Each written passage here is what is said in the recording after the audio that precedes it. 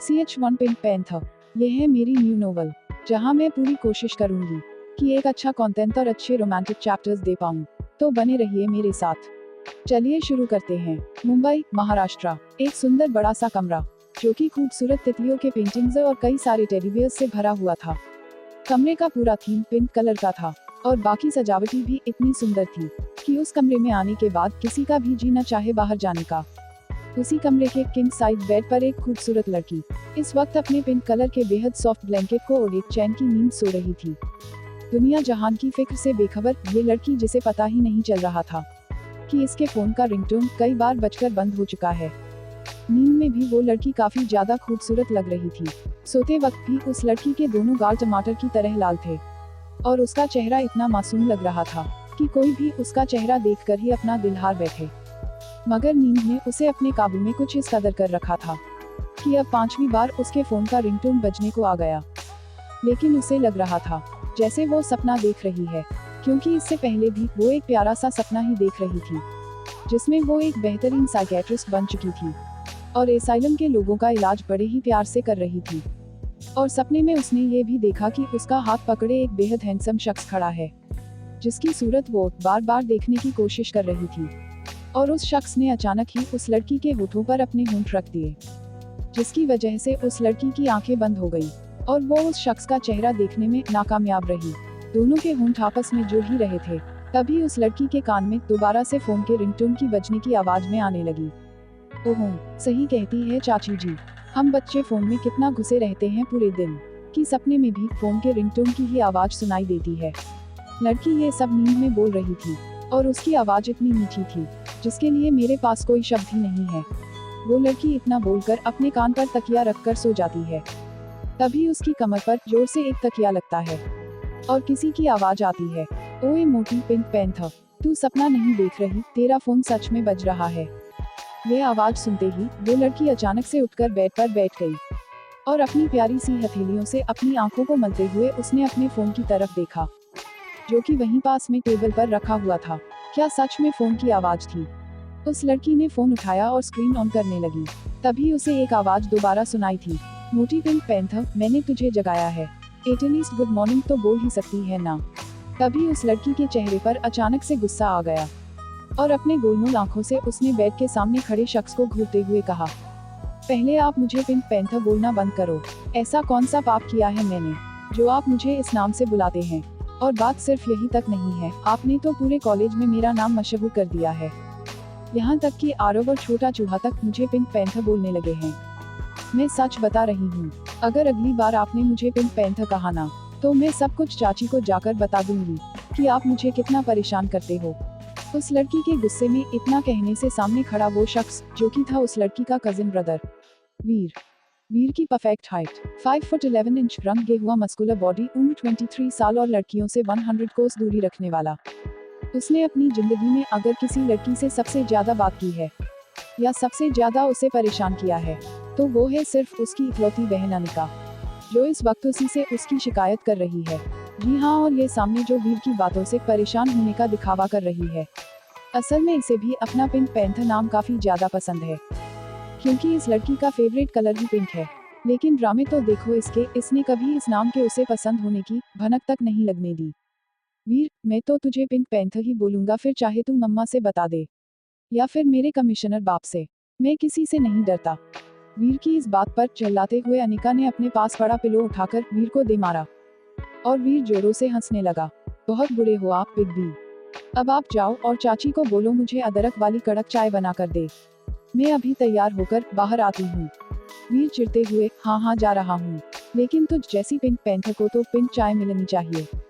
एक काम करता हूँ, मोम से बोलता हूँ कि चाय में पिंक कलर डाल दे, कैसा लगा मेरा आइडिया? वीर के इस बात पर अनिका और ज्यादा चिढ़ गई और अब तो उसने अपना फोन ही वीर को दे मारने का सोचा। और जैसे ही उसने फोन मारने के लिए हाथ बढ़ाया, वीर ने उसे रोकते हुए कहा, रुको रुको बहना, आईफोन फोन लिया है इस बार तुमने बर्थडे में, मुझ पर तोड़कर अपना नुकसान मत करो।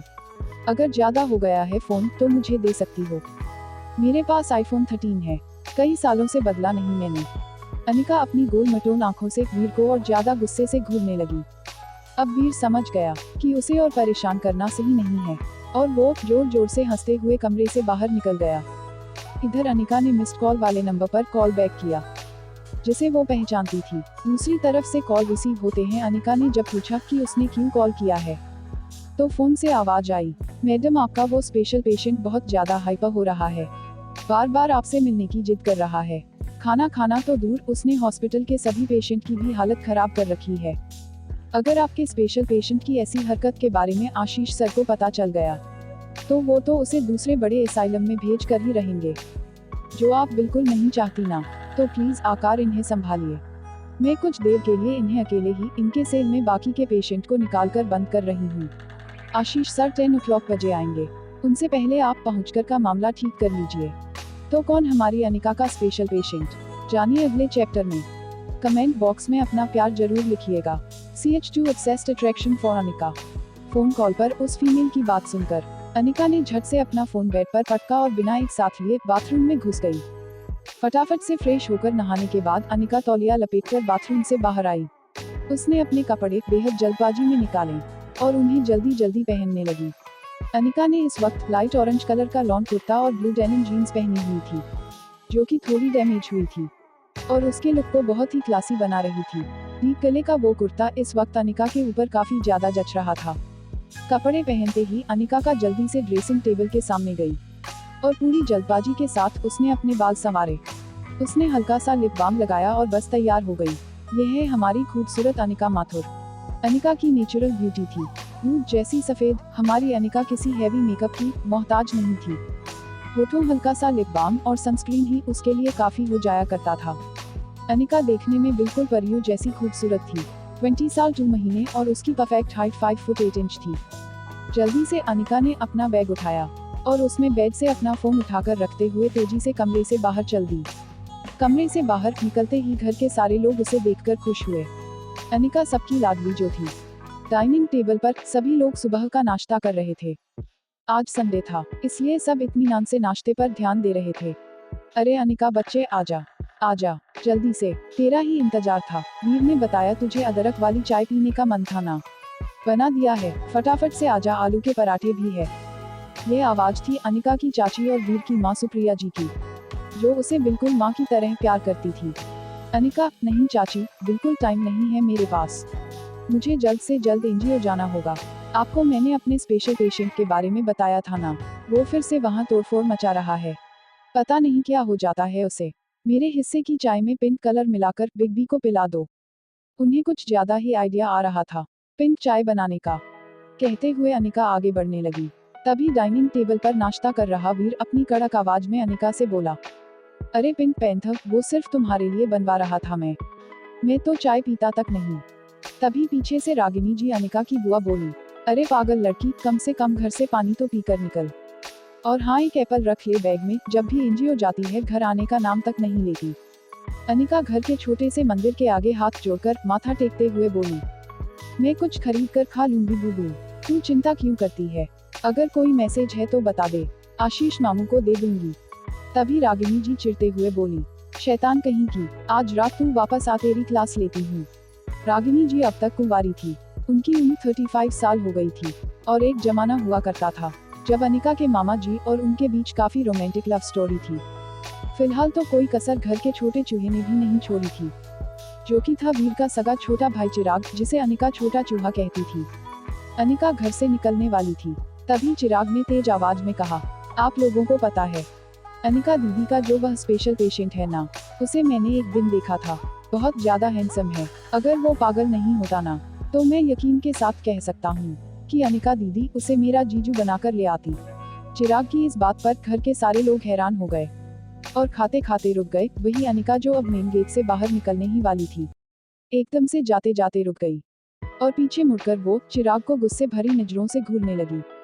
चिराग के बच्चे, कितना ज्यादा बोलने लगा है ना तू। अनिका घर के अंदर दोबारा आई, चेयर पर बैठे चिराग को पकड़ने के लिए, और साथ में वह बड़बड़ा रही थी, तेरी 3rd क्लास की क्रश क्लास के बारे में बताया क्या सबको, मेरे पेशेंट के बारे में ऐसा बोलने की हिम्मत आज के बाद कभी मत करना छोटे चूहे, समझे, वरना तेरे स्कूल में जाकर सबको बता दूंगी कि तू अब तक रात को पेंट में सुसु करता है। अनिका की इतनी बात सुनते ही चिराग एक जगह आकर खड़ा हो गया। और उसने कान पकड़कर अनिका से कहा, सॉरी दीदू, सॉरी, आप तो मेरे सारे राज खोल दोगी। मैं तो सिर्फ मजाक कर रहा था। आप जाओ ना, आपके स्पेशल पेशेंट को फिर से पैनिक अटैक आ गया ना। आप जाओ, मैं अपना मुंह चिपका लेता हूँ। चिराग सिर्फ 9 साल का छोटा बच्चा था, मगर दिमाग से इतना शरारती कि किसी को भी 1 सेकंड में भड़का दे। चिराग की बात सुन अनिका ने अपना गुस्सा थोड़ा शांत किया और चुपचाप घर से बाहर निकल गई। थोड़ी देर बाद अनिका अपनी स्कूटी रोककर एक बहुत बड़े एनजीओ के सामने खड़ी हुई। इतनी छोटी सी उम्र में अपने मामा के साथ इस एनजीओ का पूरा कारोबार अनिका ने संभाला हुआ था। दोनों इस एनजीओ को सिर्फ अनिका के स्वर्गवासी मां की आखिरी निशानी समझकर पूरी शिद्दत के साथ को आगे बढ़ा रहे थे। यहाँ पर हर प्रकार के मानसिक रोगी का अच्छा इलाज और बिल्कुल पारिवारिक तरीके से उन्हें माहौल दिया जाता था। कुछ लोग यहाँ ऐसे भी थे जो दिमागी तौर पर कमजोर थे और उनके घर वाले उन्हें ढूंढने की कोशिश भी नहीं करते थे। यहाँ हर उम्र के मानसिक तौर पर कमजोर महिला पुरुष बच्चे अच्छी जिंदगी जी पा रहे थे। इसकी पहल तो अनिका की मां ने की थी, मगर अनिका की मां से बेहद ज्यादा प्यार करने वाले उनके भाई आशीष यानी अनिका के मामा ने उनके सपने को जी जान लगाकर आगे बढ़ाया। अनिका एनजीओ के बाहर पार्किंग में पूरी जल्दबाजी के साथ स्कूटी पार्क करते हुए सीधा एनजीओ के अंदर जाने लगी। एनजीओ में काम करने वाला हर एम्प्लॉय अनिका के आते ही खुश हो जाता था। ये एक हॉस्पिटल जैसा ही था, जहाँ सारी सुविधाएं मौजूद थी। यहाँ डॉक्टर से लेकर नर्सेस तक सभी 24/7 काम करते थे। सब अनिका के आते ही काफी सुकून महसूस करते थे, क्योंकि अनिका वहाँ भी सबकी फेवरेट थी। वही आशीष अनिका के स्वभाव से बिल्कुल विपरीत था, जो सभी एम्प्लॉयज से बिल्कुल स्ट्रिक्टली बात करता था। तभी एक ब्लू सूती साड़ी पहने लगभग 30 साल की औरत, जिसने अपने बालों का बिल्कुल स्ट्रेट जुड़ा बना रखा था, अनिका के सामने आई और अनिका का हाथ पकड़ते हुए बोली, अच्छा हुआ तुम आ गया अनु, मेरी तो जान हलक में आ गई थी। अब तुम ही समझाओ उसे। अनिका ने हाँ में सिर हिलाते हुए अपने कदम और आगे बढ़ा लिए और सीधा उसके पैर रूम नंबर 34 के गेट के सामने आकर रुके। अनिका दरवाजे के पास जाकर बिल्कुल शांत खड़ी हो गई और उसने एक लंबी सांस लेकर छोड़ते हुए वो दरवाजा खोला। कमरे में अंदर इतना ज्यादा सन्नाटा छाया हुआ था कि दरवाजा खुलने की आवाज से पूरे कमरे में उसकी आवाज गूंजने लगी। अनिका धीमे में कदमों से कमरे के अंदर दाखिल हुई। कमरा अंदर से बहुत बड़ा था, जिसमें 4 सिंगल बेड और पीने का पानी रखा हुआ था। साथ ही दीवारों पर कुछ चार्ट पेपर से लगे हुए थे, जिन पर कार्टून की फनी इमेजेस बनी हुई थी। अगर उन इमेजेस को देखा जाए तो बड़े से बड़े उदास होने वाला व्यक्ति भी हंस पड़े। फिलहाल तो कमरे में अनिका के अलावा एक और शख्स था, जो कमरे के एक कोने में चुपचाप घुटनों पर अपना हाथ रख के उसमें अपना सिर छुपाए बैठा हुआ था। अनिका धीमे कदमों से उस शख्स के करीब जाने लगी और उसके पास जाकर फर्श पर बैठ गई। अनिका ने अपना हाथ उस शख्स के कंधे पर रखा और अपनी मीठी आवाज में धीरे से उस शख्स से बोली, क्यों परेशान किया तुमने सबको। तभी वो शख्स, जिसका चेहरा तक भी ढंग से दिखाई नहीं दे रहा था, वो एकदम से अनिका को अपनी तरफ खींचते हुए उसके सीने से चिपक गया। उस शख्स की बॉडी अनिका को धीरे धीरे अब अपने अंदर समेट रही थी। वही अनिका जो हल्की सी कोशिश के साथ उस शख्स के गिरफ्त से छूटने की कोशिश कर रही थी, अब उसने वो कोशिश भी बंद कर दी और अपने सीने से लगे उस शख्स के पीठ को बड़े ही प्यार से सहलाते हुए बोली, क्या हुआ तुम्हें, चलो मुझे छोड़ो, तुमने काफी टाइट पकड़ रखा है मुझे तकलीफ हो रही है। अनिका की आवाज अब उस शख्स के कानों में पड़ी तो उस शख्स हाथों ने धीरे धीरे अनिका को ढीला करना शुरू कर दिया और अब दोनों के चेहरे एक दूसरे के आमने सामने हो गए। अनिका के सामने फर्श पर बैठा वो शख्स, जिसने इस वक्त बिल्कुल नीले कलर की टी शर्ट और नीले कलर का निक्कर पहना हुआ था, जो कि उस एनजीओ में रहने वाले मानसिक रोगियों की ड्रेस थी। उसमें वो शख्स बिल्कुल फिट आ रहा था। उसकी शर्ट पर उसके बॉडी के अंदर के मस्क्यूलर उभार काफी साफ साफ देखने को मिल रहे थे। अनिका ने उस शख्स के चेहरे को काफी गौर से देखा। वो शख्स देखने में काफी ज्यादा हैंडसम था। उसके बाल इस वक्त के बिखरे हुए थे और आंखों में अजीब सा गुस्सा। तकरीबन अंदाजा लगाया जाए तो उसकी उम्र 25 से 26 साल रही होगी, जिसका रंग गेहुआ और चेहरे का फेस कट बहुत ही ज्यादा हैंडसम लुक देने वाला। हाइट की बात की जाए तो 5 फुट 12 इंच लंबा चौड़ा हटा कट्टा दिखने वाला ये शख्स दिमागी तौर असहाय था। और यही है वो स्पेशल पेशेंट अनिका का, जिसके लिए अनिका पिछले 3 महीने से सबसे ज्यादा टेंशन में है, क्योंकि ये पेशेंट अनिका के अलावा किसी और की बात मानता ही नहीं था। अनिका को भी इससे मेलजोल बढ़ाने में पूरा 1 महीना लग गया, लेकिन इस चीज में बाकियों के मुकाबले अनिका जीत हासिल कर गई और इससे अनिका को भी बेहद लगाव था, क्योंकि ये पेशेंट की औरों तरह उल्टी सीधी हरकतें बिल्कुल नहीं करता था, बल्कि एक नॉर्मल इंसान की तरह बिल्कुल चुपचाप रहता था। हाँ, कभी कभी गुस्सा आ जाए तो बाकी पेशेंट्स की हड्डियां तोड़ देता था। इसीलिए कई बार आशीष ने इसे बड़े मेंटल एसाइलम में भेजने की बात कही थी। मगर अनिका को लगा कि अगर इसे प्यार से रखा जाए तो इसे कहीं जाने की जरूरत नहीं पड़ेगी, और इससे ज्यादातर पेशेंट को दूर रखा जाता था। आज तक इस शख्स का नाम तक अनिका पता नहीं लगा पाई। अनिका उस शख्स से, जब देखो तुम्हारी आंखों में गुस्सा रहता है, तुम्हारे चेहरे से कुछ पता ही नहीं लगता कि तुम सोच कर रहे हो। नैना दीदी कह रही थी कि तुम बाकी सारे पेशेंट को परेशान कर रहे थे और वो सब डर गए। क्यों करते हुए ऐसा? तुमने खाना खाया? अनिका ने उस शख्स के चेहरे को गौर से देखते हुए पूछा, और सामने से अनिका को फिर से वही एक्सप्रेशन लेस चेहरा मिला। अनिका समझ गई कि वो फिर से कोई जवाब नहीं देगा, और उसने एक लंबी सांस लेकर छोड़ते हुए उस शख्स के गाल पर दोनों हाथ रख उसकी आंखों में आंखें डालकर देखते हुए कहा, मैं अभी खाना लेकर आती हूँ, दोनों साथ मिलकर खाएंगे। मैं भी कुछ खाकर नहीं आई हूँ, और फिर मैं तुम्हें कहीं घुमाने लेकर जाऊंगी, बहुत मजा आएगा। पिछली बार मैं टिंकू को लेकर गई थी। बाय गॉड, अब तक उसने कोई शरारत नहीं की, क्योंकि मैंने उससे वादा किया है अगले मंडे को मैं उसे फिर घुमाने ले जाऊंगी। मैं आती हूँ, चुपचाप बैठे रहना। अनिका पूरी फुर्ती से कमरे से बाहर गई, और थोड़ी देर बाद वो प्लेट में खाना लेकर आई। अनिका ने उस शख्स को कमरे में मौजूद एक सिंगल बेड पर बैठाया, और खुद भी उसके सामने बैठकर गोद में उसने खाने की अपनी प्लेट रखी, और प्लेट से खाने के छोटे छोटे बाइट से बनाकर वो उस शख्स को खिलाने की कोशिश करने लगी। मगर वो शख्स हर बार की तरह अपना मुंह नहीं खोल रहा था। वो सिर्फ अनिका को गौर से देख रहा था, बिना भाव का चेहरा लिए और बिना पल के झपकाए अनिका को अपनी नजरों में बसा रहा था। अनिका के चेहरे को वो बार बार की तरह स्कैन कर रहा था। अनिका, अब मुझे घूरना बंद करो और अपना मुंह खोलो। तुम चाहते हो ना मैं अभी यहाँ से ना जाऊँ? तो लो खाओ। अनिका ने एक हाथ से खाने की बाइट पकड़ी हुई थी, और दूसरे हाथ से उसने उस हैंडसम लड़के का मुंह खोला और उसे खाना खिलाना शुरू किया। खाना खाते खाते अब वो लड़का भी अपने हाथ थाली की तरह बढ़ने लगा, और उसने भी अपने कांपते हाथों से खाने की छोटी सी बाइट बनाई और अनिका की तरफ उसे खिलाने के लिए आगे बढ़ाया। उस लड़के का ऐसा स्वभाव देखकर अनिका बहुत खुश हुई, और दिल से मुस्कुराते हुए उसने उस लड़के के हाथ से वो बाइट खा लिया। अब अनिका के वादे के मुताबिक अनिका को उस लड़के को बाहर घुमाने ले जाना था। चलो, खाना तो हो गया, मैं थोड़ी देर में आती हूँ, तब तक तुम हाथ मुंह धो लो और फिर बाहर चलेंगे। अनिका प्लेट लेकर बाहर चली गई, और वो लड़का खूबसूरत अनिका को बाहर जाते चुपचाप देखने लगा, बिना किसी भाव वाले चेहरे के साथ। अनिका के बाहर आते ही नैना, जिसने उसे कॉल किया था, ने उससे राहत भरी सांस लेते हुए पूछा, उसने खाना खा लिया ना? अब तो कोई ड्रामा नहीं करेगा ना वो? अनिका मुस्कुराते हुए, नहीं दी, अब वो कुछ नहीं करेगा।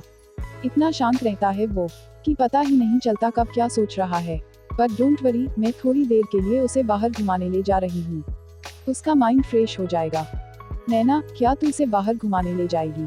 अनिका वो संकी आदमी है, अगर बाहर जाकर उसने कुछ भी गड़बड़ कर दी और आशीष सर को पता चल गया तो मेरी नौकरी खतरे में पड़ जाएगी, क्योंकि उन्हें तो लगता है कि तू अभी बच्ची है और मैं तो 60 साल की बूढ़ी अम्मा हो गई हूँ। सारा दोष मुझ पर डाल देते हैं। प्लीज अनिका, आज कोई रिस्क मत ले, मुझे अपने बेटे के स्कूल की फीस भरनी है। अगर आशीष सर को पता चल गया तो ना मुझे मेरी पगार देंगे और ना ही आगे से यहाँ घुसने भी देंगे। अनिका, दी आप इतनी टेंशन क्यों लेती है बार बार? टिंकू, जैस्मिन और रीना को भी तो कितनी बार घुमाकर लाई हूँ ना मैं। कभी आशीष मामू को पता लगा है क्या? और आप बिल्कुल बेफिक्र रहिए, सिर्फ 2 घंटे की बात है। मामू तो पहले ऑफिस का काम खत्म करेंगे ना, उसके बाद यहाँ का मुआयना करेंगे, तब तक तो मैं इसे लेकर वापस आ जाऊंगी। और हाँ, आज मामू की पुरानी वाली गाड़ी गराज से वापस आई है ना, पार्किंग एरिया में देखी थी मैंने। आप मेरे लिए एक काम करिए, आप जल्दी से जाकर मामू के केबिन से उस कार की चाबी लेकर आइए। इसे हाईवे के रास्ते से लेकर जाऊंगी ताकि मेन रोड से मामू न टकरा जाए। मेरी बैंड बजाकर रख देंगे वो तो। नैना, अनिका तू सच में पागल है। मैं आशीष सर के केबिन से कार की चाबी कैसे ला सकती हूँ? अनिका, चोरी करके।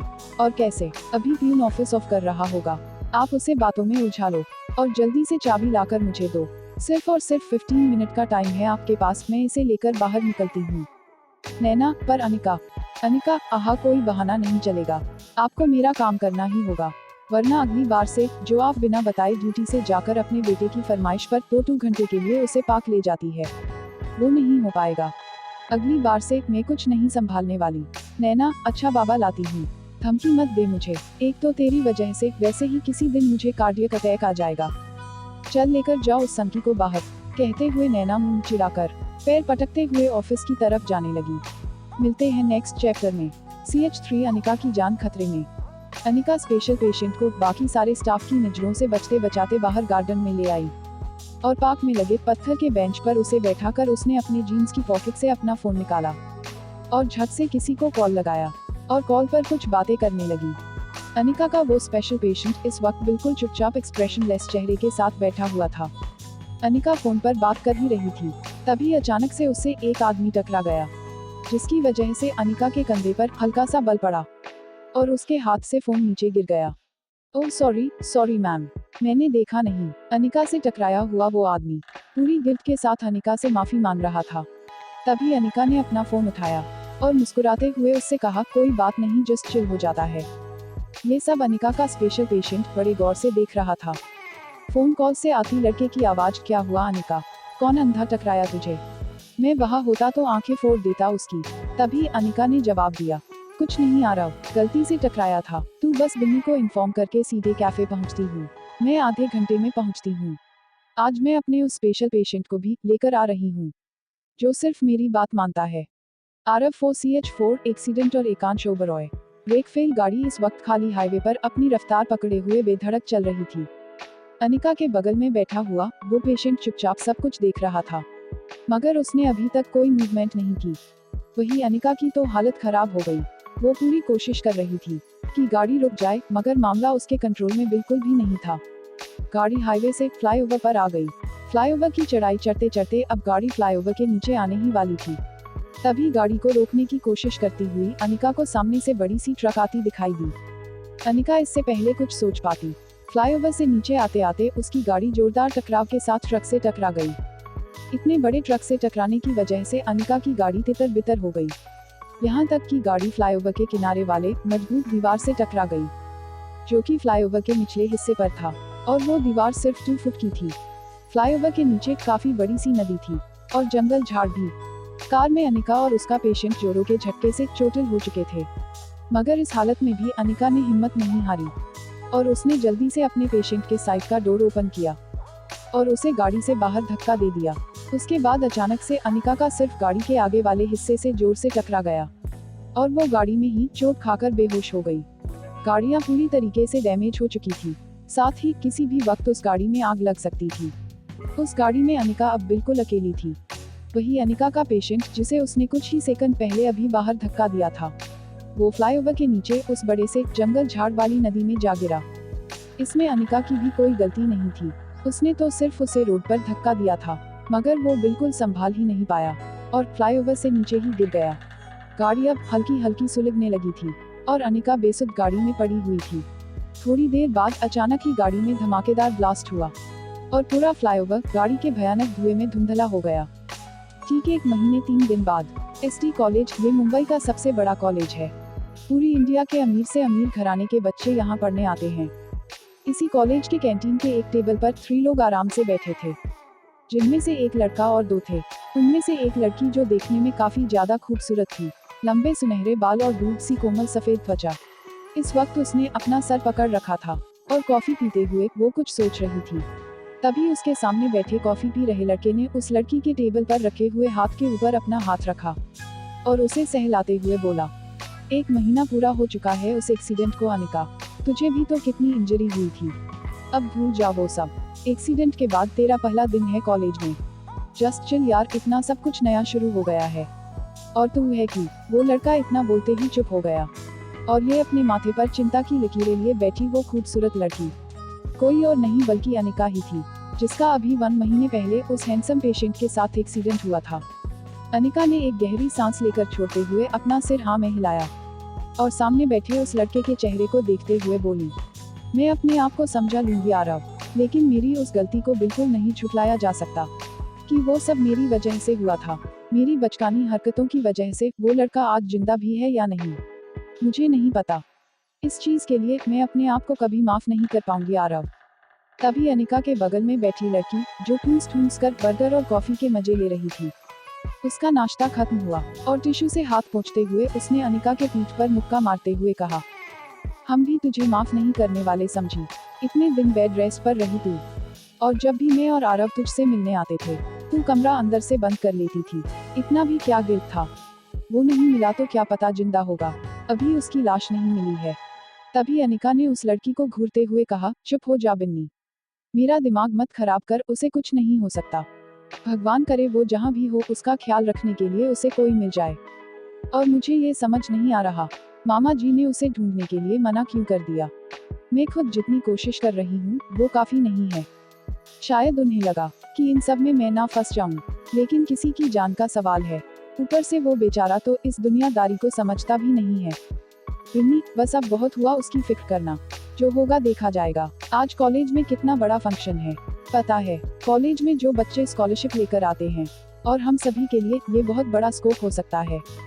आज कॉलेज में एकांश ओबरॉय आ रहा है। ये कॉलेज उसी के डैड का था, जिसका मालिक अब वो खुद है।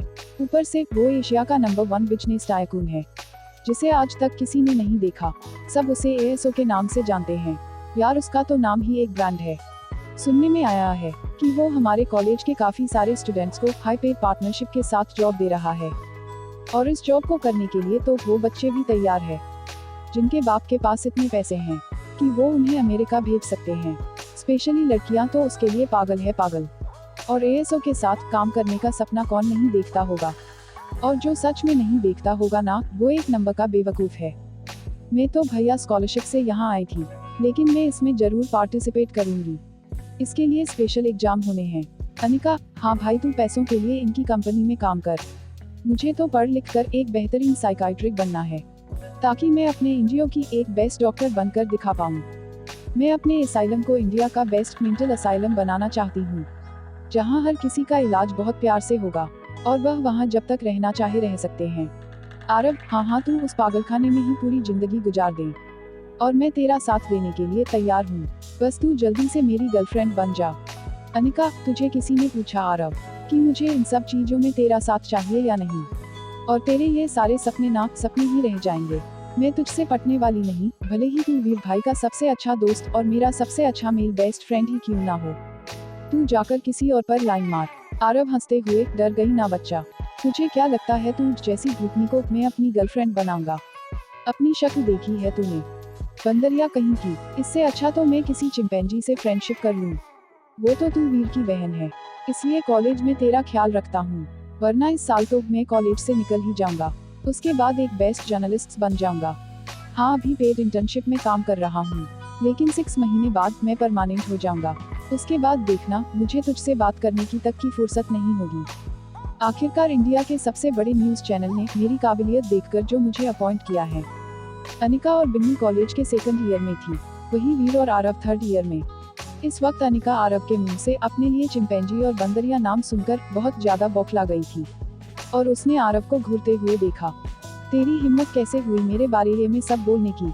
मेरा सीनियर है, इसका मतलब कुछ भी बोलेगा। अभी रुक, तेरी न्यूज रिपोर्टिंग निकालती हूँ। कहते हुए अनिका ने टेबल पर रखा पानी का ग्लास उठाया और आरव के मुंह पर दे मारा। लेकिन अनिका का गुस्सा अभी तक शांत नहीं हुआ। वो चेयर पर से उठी और अपने दोनों हाथ का पंजा बनाते हुए वो आरव के बाल नोचने के लिए उसके पीछे दौड़ पड़ी। लेकिन मौका पाते ही आरव उससे आगे दौड़ गया, और अब पूरे कैंटीन में दोनों ने चूहे बिल्ली की तरह दौड़ लगाना शुरू कर दिया। अरे रुको, ये तुम्हारा घर नहीं है, कॉलेज कैंटीन है, पागलपंती मत करो, चुपचाप बैठ जाओ। बिन्नी जोर से चिल्लाते हुए दोनों के पीछे दौड़ पड़ी। आरव भागता भागता अचानक सामने से आते वीर से टकरा गया, और ऐसे टकराने की वजह से उसने देव के हाथ की कॉफी भी नीचे उड़ेल दी। वाई के what's wrong with you guys? क्या कर रहे हो तुम लोग? सारी कॉफी गिरा दी। और ये मेरी टी शर्ट। वीर ने इस वक्त क्रीम कलर की बिल्कुल फिट टी शर्ट पहन रखी थी, जो उसके मस्कुलर बॉडी के उभार को बिल्कुल साफ साफ दिखा रही थी। कॉफी के कुछ छींटे उसके टी शर्ट पर भी आ गए। इधर आरव और अनिका चुपचाप खड़े हो गए। देव, तुम दोनों ना बिल्कुल पागल हो। अनिका, भाई सारी गलती इस आरव की है, जब देखो मुझे परेशान करता रहता है। वही आरव गुस्से में अनिका को देखते हुए बोला, अच्छा बेटा तू बहुत दूध की धुली है।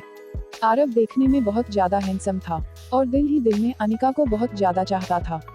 कई बार उसने अपने दिल की बात अपने जबां पर लाने की कोशिश भी की, मगर कहीं अनिका उसे रिजेक्ट ना कर दे और दोस्ती न टट जाए। वो अपनी सारी बातों को मजाक मजाक में टाल देता था। आरव की बात सुनकर अनिका का मन किया कि वो उसका मुंह नोच ले। तभी बिन्नी उन दोनों के बीच से निकलकर वीर के सामने आ खड़ी हुई। स्टॉप इट गाइज अंडरस्कोर वीर के टी शर्ट पर कॉफी के दाग लगे हैं, पहले इसे साफ करवाओ। कहते हुए बिन्नी ने अपने जेब से हैंकी निकाली वीर की तरफ बढ़ी। तभी वीर ने एक्सप्रेशनलेस चेहरे के साथ अपना हाथ दिखाते हुए बिन्नी को रुकने का इशारा किया और अनिका और आरव को गुस्से से देखकर बोला, मैं वॉशरूम जाकर साफ कर लेता हूँ, फिर तुम दोनों की खबर लूंगा। और फिर वीर वहाँ से चला गया। इधर बिन्नी का मुंह लटक गया, उसके हाथ की हैंकी धरी की धरी रह गई। तभी आरव और अनिका ने बिन्नी के मजे लेना शुरू कर दिए। आरव बिन्नी के दोनों कंधे पर हाथ रखे, क्या हुआ बेटा, फिर से तुम वीर से इग्नोर हो गई? छोड़ दे वीर से प्यार करना, उसे लड़कियों और रिलेशनशिप में बिल्कुल भी इंटरेस्ट नहीं है बेटा, तू बिना बात हाथ मलती रह जाएगी। आरव की बात सुनकर बिन्नी का चेहरा और ज्यादा उतर गया। अनिका आरव की पीठ पर हाथ मारते हुए, चुप कर आरव, ऐसा कुछ भी नहीं है, और वीर भाई सिर्फ अपने करियर पर फोकस करना चाहते हैं, इसीलिए वो बिन्नी या किसी भी लड़की पर गौर नहीं करते। और वीर भाई ना सही, बिन्नी इतनी खूबसूरत है कि कोई भी लड़का जिसे बिन्नी चाहे वो इसका हो जाए। इसे सिर्फ एक लड़के की अटेंशन ना मिलने से इतना दुख नहीं होना चाहिए, चाहे वो लड़का मेरा खुद का भाई ही क्यों ना हो, है ना बिन्नी? बिन्नी नमी भरी आंखें लिए अनिका को देखकर बोली, नहीं अनिका, तू बिल्कुल गलत है, मुझे वीर के अलावा और कोई नहीं चाहिए। कोई नहीं मतलब कोई नहीं, कहकर बिन्नी वहाँ से अपने आंसू पोंछते हुए चली गई। बिन्नी को वहाँ से गुस्से में जाते देख आरव और अनिका एक दूसरे का चेहरा देखने लगे। आरव, अब क्या करें? हमेशा उसका मुंह ऐसे ही भटूरे की तरह फूल जाता है जब भी वीर उसे इग्नोर करता है। चल अब हम दोनों ही हॉल में चलते हैं। एकांश ओबरॉय सिर्फ 15 मिनट के लिए हॉल में आएगा, हम भी चलकर एक बार उसका चेहरा देख ही लेते हैं, जिसके नाम से ही लड़कियों के दिल में लड्डू फूटते हैं। मुझसे ज्यादा हैंडसम तो वो होगा नहीं, हाँ पैसे वाला है, इसलिए दुनिया जहान उसके आगे पीछे तो चक्कर काटेगी ही। और फिर वो हॉल में जाने के लिए निकल गए। इधर हॉल में जितने स्टूडेंट्स थे सबके मुंह पर चुप्पी थी, सब अपनी अपनी चेयर पर बैठे हुए थे। कॉलेज का हॉल बहुत बड़ा था और स्टेज भी उतना ही शानदार। आफ्टर ऑल आज एकांश सिंह ओबरॉय अशोक जो आने वाला था। इधर आरव और अनिका सीट पर जाकर बैठ गए। थोड़ी देर में वीर और बिन्नी भी वही सीट पर बैठ गए। बिन्नी ने एक नजर वीर को देखा और अपनी नजरें नीची कर ली। वही वीर बिन्नी की हर फीलिंग से बेखबर अपने साथ एक छोटी सी बुक लेकर आया था, जिसमें वो घुस गया तो निकलने का नाम ही नहीं ले रहा था। थोड़ी देर में फंक्शन शुरू हुआ और स्टेज एंकर जो आज फाइनल ईयर का सेकंड नो पर सबसे ब्रिलियंट स्टूडेंट विवेक बना था, क्योंकि फाइनल ईयर का सबसे ब्रिलियंट स्टूडेंट कॉलेज का हमारा वीर है। विवेक माइक हाथ में लेकर बोला, मेरे प्यारे प्यारे दोस्तों, आज आप सबकी बहुत बड़ी मुराद पूरी होने वाली है। आज एकांश सिंह ओबरॉय खुद हमारे बीच आएंगे और हमारे सारे स्टूडेंट को अप्रिशिएट करेंगे। इतनी कम उम्र में इतनी बड़ी बड़ी अपॉर्चुनिटी हासिल कर लेने वाले हमारे एकांश सर दुनिया के लिए एक मिसाल बन चुके हैं। आरव, क्या बकवास कर रहा है ये, टाइम वेस्ट, मेरा तो यहाँ से जाने का मन कर रहा है। आरव सीट पर से उठने लगा, तभी अनिका ने उसका हाथ पकड़कर उसे दोबारा बैठा दिया। अनिका आरव से, चुपचाप यहाँ बैठ जा, और हाँ तेरा मन नहीं लग रहा, अभी एकांश ओबरॉय आने वाला है ना, उसकी वीडियो बना ले। मैंने बाहर देखा था, सारे मीडिया वालों को उन्होंने बाहर ही रोक कर रखा है ताकि वो एकांश ओबरॉय की फोटो वीडियो ना ले सके। जल्दी से अपना फोन निकाल और इसकी वीडियो बना ले और अपने न्यूज चैनल में दे देना। 6 महीने बाद मिलने वाला प्रमोशन तुझे 6 घंटे में मिल सकता है। आरव आंखें चमकते हुए, हाँ यार इसके बारे में तो मैंने सोचा ही नहीं, क्या आइडिया दिया है यार, ब्रिलियंट टॉटम यूओय। और तभी आरव ने अनिका के गाल पर एक किस कर लिया। आरव के इस हरकत से चिढ़ी हुई अनिका ने उसके गाल पर हल्का सा स्लैप किया, मगर अनिका का वो हल्का सा थप्पड़ खाने के बाद भी आरव और खिलखिलाकर मुस्कुराने लगा। तभी आवाज आई, so respected principal and professors, boys and girls, give a big hand for Ekansh Singh Oberoi. Anchor के कितना बोलते ही तालियों की गड़गड़ाहट ने पूरे हॉल में खलबली मचा दी और इधर से स्टेज पर आया तकरीबन एक 5 फुट 12 इंच का हैंडसम सा लड़का, जो इस वक्त ब्लैक शर्ट और ब्लैक कोट पेंट में था। पूरे ब्लैक ड्रेस कोड में माइक के करीब आता वो शख्स किसी बॉडी बिल्डर से कम नहीं लग रहा था। ऊपर से शर्ट के ऊपर के 2 बटन खोले थे, जिससे उसकी चौड़ी छाती का कुछ अंश साफ साफ देखा जा सकता था। अनिका की अब तक उस पर नजर नहीं पड़ी थी। वही आरव बिना रुके उस शख्स की वीडियो बना रहा था, क्योंकि वही था एकांश सिंह ओबरॉय। अब धीरे धीरे जब अनिका ने फ्रिज की तरफ दोबारा देखना शुरू किया तो एकदम से उसकी आंखें खुली की खुली रह गई। Good afternoon guys, I am the CEO of असो प्राइवेट लिमिटेड कंपनी।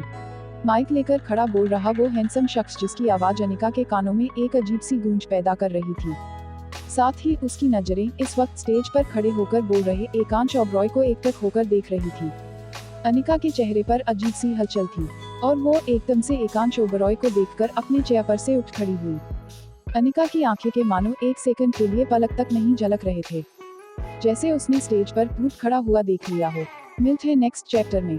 तब तक सोचिए कौन है एकांश सिंह ओबरॉय जिसने अनिका को चौंका दिया। CH5 एकांश की क्रूएलिटी।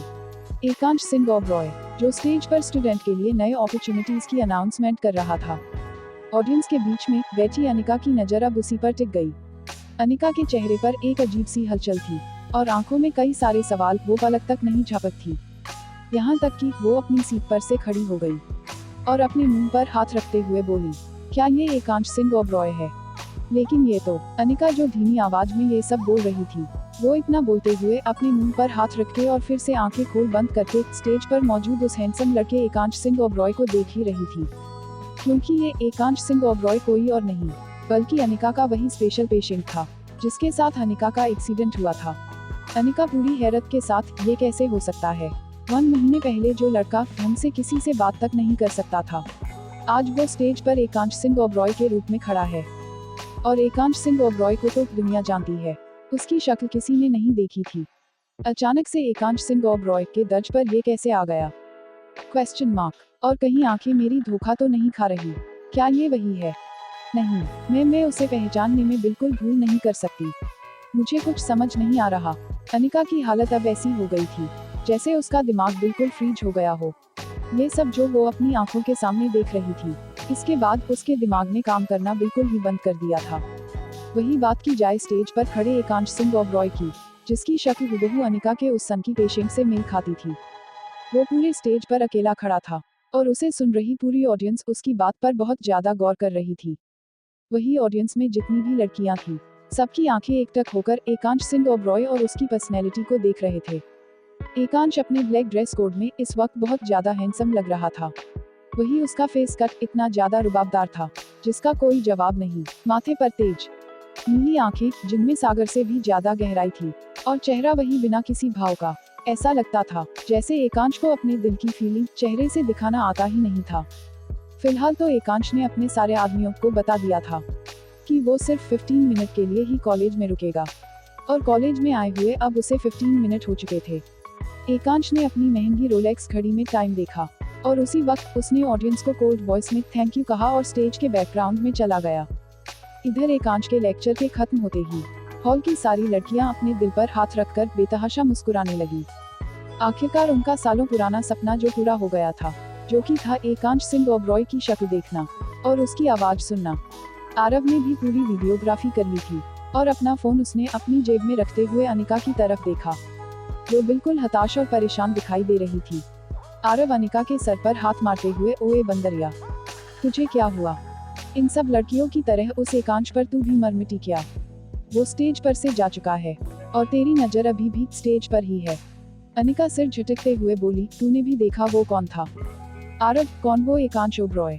अनिका, हाँ। आरव, हाँ बंदरिया, मेरी आंखें ठीक ठाक है, मैंने उसे देखा, वो स्टेज पर था और अभी कुछ लॉजिकल बातें बोल कर चला गया। तू क्यों पूछ रही है उसके बारे में?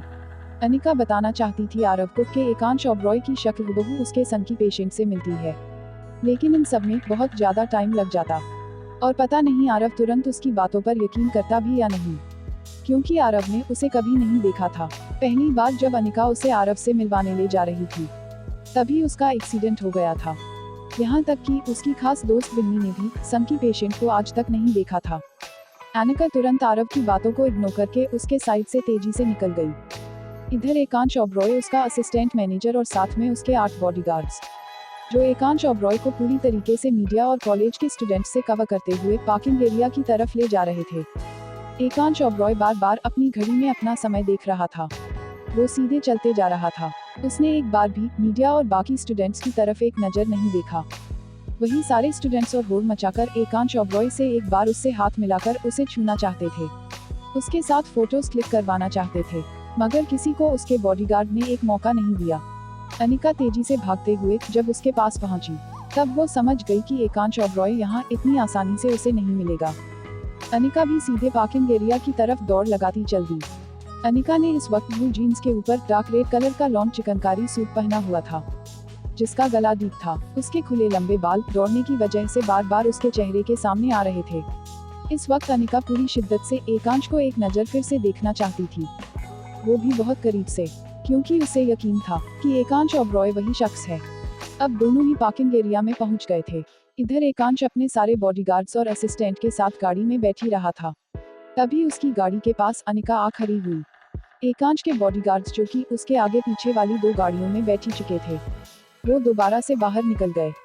उनमें से एक काफी मोटा तगड़ा बॉडीगार्ड अनिका के पास आया और उसने कहा, ओह हेलो मैडम, कौन है आप, साइड हो जाए। अनिका ने उस मोटे बॉडीगार्ड को इग्नोर करते हुए गाड़ी पर 3 से 4 बार जोर जोर से हाथ मारा, जिसकी वजह से गाड़ी के अंदर उसी शीशे के पास बैठा एकांश, जो अपने लैपटॉप को अभी खोलकर बैठा ही था, उसका ध्यान गाड़ी के शीशे से लग रहे गोरे हथेली पर गया, जिसने एकांश का ध्यान अचानक ही खींच लिया। मोटा बॉडीगार्ड अनिका से, अरे मैडम साइड हट जाए, हमें परेशान मत करिए, मुझे आपको पकड़कर यहाँ से हटाने के लिए मजबूर मत करिए, सर को बहुत जरूरी काम है, वो इस वक्त आपके साथ फोटोज और आपको ऑटोग्राफ नहीं दे सकते, चलिए जाए। अनिका बॉडीगार्ड को डांटते हुए, चुप हो जाओ बिल्कुल, कब से बकबक करते जा रहे हो, मुझे सिर्फ 2 मिनट के लिए मिस्टर एकांश को देखना है और उनसे बात करनी है। एकांश, जिसके कानों में अनिका की आवाज पड़ चुकी थी, उसने एक नजर गाड़ी से बाहर देखा। अनिका इस वक्त बॉडीगार्ड से बात करते वक्त एकांश की तरफ पीठ किए हुए थी, इसलिए एकांश उसका चेहरा नहीं देख पाया। एकांश का असिस्टेंट मैनेजर, जो कुछ इंपॉर्टेंट फाइल्स चेक कर रहा था, अब वो गाड़ी से बाहर निकला और उसने अनिका से कहा, क्या प्रॉब्लम है मैडम आपको, क्यों बिना बात बखेड़ा खड़ा कर रही है, जाए अपना काम करिए। अनिका मैनेजर से, नहीं कहीं नहीं जाऊंगी, जब तक आप मुझे मिस्टर एकांश से 2 मिनट बात नहीं करने देते। मैनेजर कुछ बोलता, इससे पहले ही एकांश खुद गाड़ी से बाहर निकल गया और अपने ब्लैक पेंट के पॉकेट में हाथ डालते हुए अपनी तरफ पीठ किए अनिका को देखकर बोला, क्या बात करनी है आपको मुझसे। एकांश की आवाज सुन अनिका के दिल की धड़कनें तेज हो गई। आवाज सुनते ही उसके चेहरे पर अलग अलग मिक्स फीलिंग आने लगी और वो तुरंत एकांश की तरफ मुड़ी। वही एकदम से जब अनिका का चेहरा एकांश के सामने आया, तो एकांश की आंखें बिल्कुल अनिका पर ही टिक गई। एकांश ने इस वक्त ब्लैक कलर का गॉगल लगा रखा था, जो उसने अनिका को देखते ही स्लो मोशन में उतार दिया। वही अनिका एकांश को अब गौर से घूर घूर कर देखने लगी। अनिका मन में, वही हाइट, वही रंग, वही नीली आंखें, मैंने आवाज उसकी कभी नहीं सुनी थी, लेकिन मैं यकीनन कह सकती हूँ ये दोनों अलग नहीं है। फिर अनिका ने एकांश से पूछा, क्या तुम मुझे जानते हो। अनिका का ये सवाल सुनकर एकांश अपनी भाई उठ चुकाकर बोला, क्या मतलब, हु आर यू, अभी तो तुम मेरे आदमियों से कह रही थी कि मुझसे बात करनी है और खुद ही मुझसे पूछ रही हो कि क्या मैं तुम्हें जानता हूँ। आई थिंक तुम्हें एक बहुत अच्छे साइकेट्रिस्ट की जरूरत है। अनिका एकांश को काफी हैरानी से देख रही थी और उसकी बातें सुन रही थी।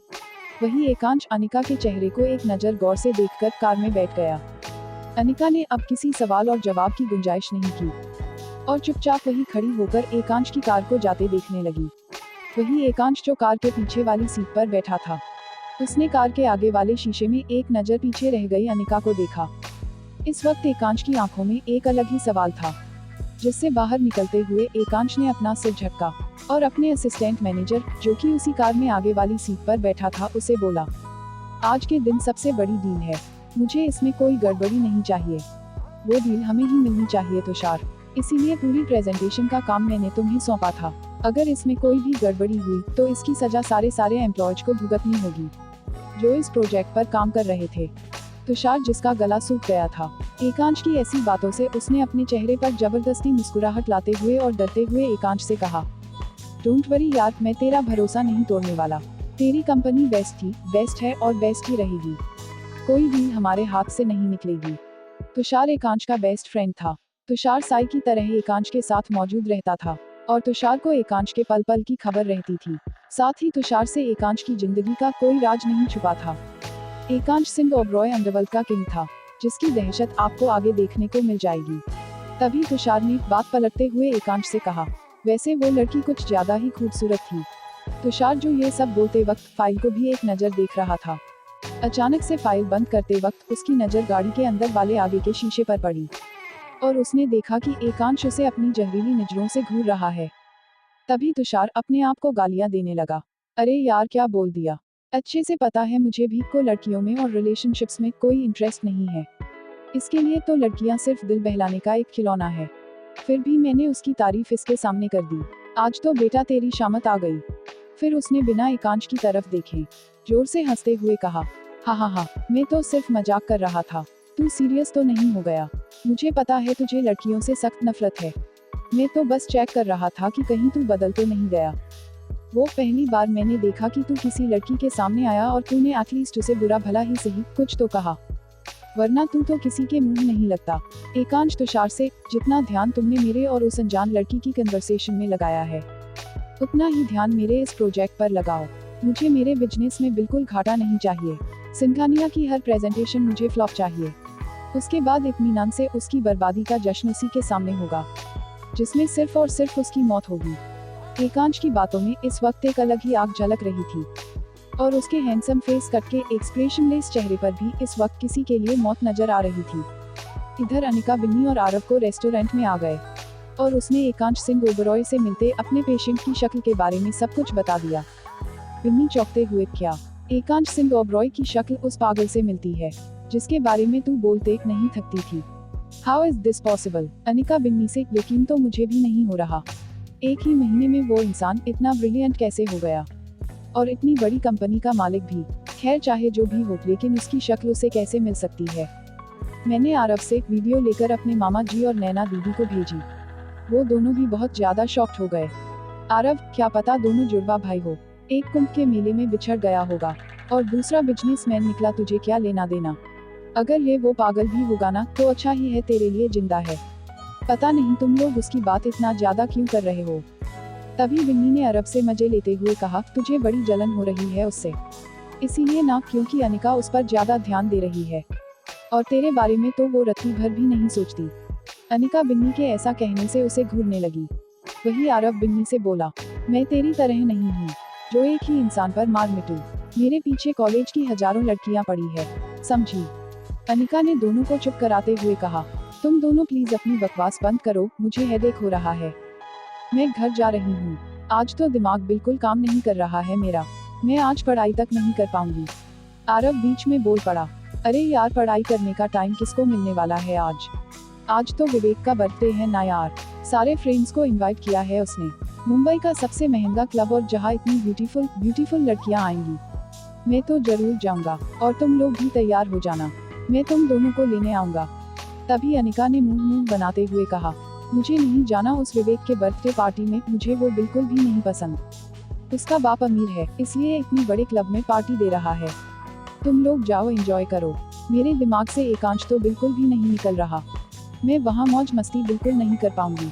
तभी बिन्नी ने अनिका के हाथ पर हाथ रखते हुए कहा, प्लीज अनिका, आज मना मत कर। वैसे तुम दोनों ने इस बारे में वीर को बताया या नहीं? वो भी साथ आ रहा है ना? तभी आरव बोल पड़ा, मैं जानता हूँ बेटा, तेरा वहाँ वीर के बिना मन नहीं लगेगा, लेकिन तू अच्छे से जानती है कि और वो वहाँ नहीं आने वाला। वो आज के दिन भी पढ़ाई ही करेगा। उसे महंगे क्लब के पास है, फ्री में मिल जाने से कोई एक्साइटमेंट नहीं होती। हम तीनों ही चलेंगे। इधर एकांश ओबरॉय मीटिंग अटेंड कर रहा था, और इस वीक की सबसे बड़ी डील उसे मिल चुकी थी। मीटिंग रूम से निकलते ही एकांश और उसका असिस्टेंट लिफ्ट में चले गए। तुषार बहुत ज्यादा खुश था, क्योंकि उसने एकांश का दिया हुआ काम पूरा कर लिया। वही एकांश उस डील के मिल जाने के बाद भी, जिसकी वजह से उसने अपनी बेस्ट फ्रेंड को धमकी दी थी कि अगर वो उसे नहीं मिली तो उसके साथ बहुत बुरा होगा। डील मिल जाने के बाद भी उसके चेहरे पर हल्की सी भी खुशी दिखाई नहीं दी। वो बिना किसी एक्सप्रेशन के चुपचाप लिफ्ट में आ गया। तुषार उछलते हुए बोला, देखा ना तूने, मैंने अपना काम पूरा किया। बौखलाए हुए सिंघानिया ने अपनी प्रेजेंटेशन की पेन ड्राइव ही तोड़ दी थी। वो सब देखकर तो मुझे और ज्यादा मजा आया। तभी एकांश बोला, मुझे तो उसका खून देखने में मजा आएगा। उसे आज शाम क्लब में बुलाओ। एकांश वहां से सीधा अपने विला के लिए निकल गया।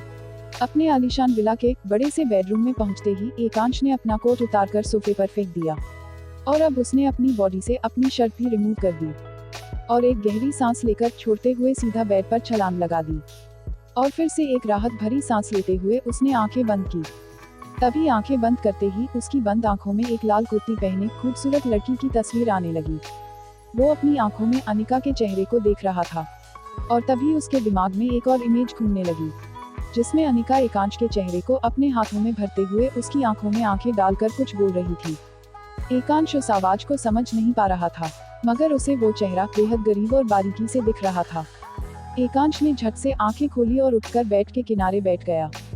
उसने अपना सिर झटका और अपने कमरे के बड़े से आईने के पास चला गया। आईने में वो खुद को ही देखकर बोलने लगा, कौन थी वो और मुझसे क्या पूछ रही थी? जब से मैं दोबारा आया हूँ मुझे ऐसा लग रहा है जैसे मैं पीछे कुछ छोड़कर आया हूँ। उस लड़की को तो मैंने पहली बार देखा था, लेकिन अक्सर उसका चेहरा मेरी आंखों के सामने क्यों हो जाता है? और फिर उसने अपने आप को गुस्से में आईने में घूरते हुए देखा और आईने में खुद की ही आंखों में आंखें डालकर बोला। एकांश सिंह ओबरॉय के दिमाग को कोई काबू में नहीं कर सकता। एकांश सिंह ओबरॉय किसी लड़की को ये मौका नहीं देता कि वो उसके दिलो दिमाग पर छाए। एकांश ने शीशे पर हाथ रखते हुए अपनी आंखों में आंखें डालकर जो शब्द कहे, वो काफी ज्यादा खतरनाक लहजे से जैसे लग रहे था। ऐसा लग रहा था जैसे एकांश की आंखों में अब इतना गुस्सा भर गया है कि किसी को भी उसका गुस्सा कभी भी खा सकता है। तो पढ़ते रहिए आगे और सोचिए, क्या एकांश ओबरॉय अनिका का वही पेशेंट है? तो क्या होगा आगे कहानी में? क्या अनिका और एकांश दोबारा मिलेंगे? CH6 एकांश ने की दरिंदगी की हद पार। अनिका कॉलेज से वीर के साथ बाइक पर बैठकर घर वापस आ गई। वीर ने उसे तो घर पर ड्रॉप कर दिया, लेकिन बाइक लेकर फिर कहीं जाने लगा और जाते जाते बोला, ओए पिंक पैंथर, बुक डिपो पर मेरी मंगाई हुई बुक आ गई है, वही लेने जा रहा हूँ, मम को बता देना। अनिका ने चिढ़ते हुए कहा, हाँ हाँ बता दूंगी, ब्लू इनविंसिबल मॉन्स्टर कहीं के।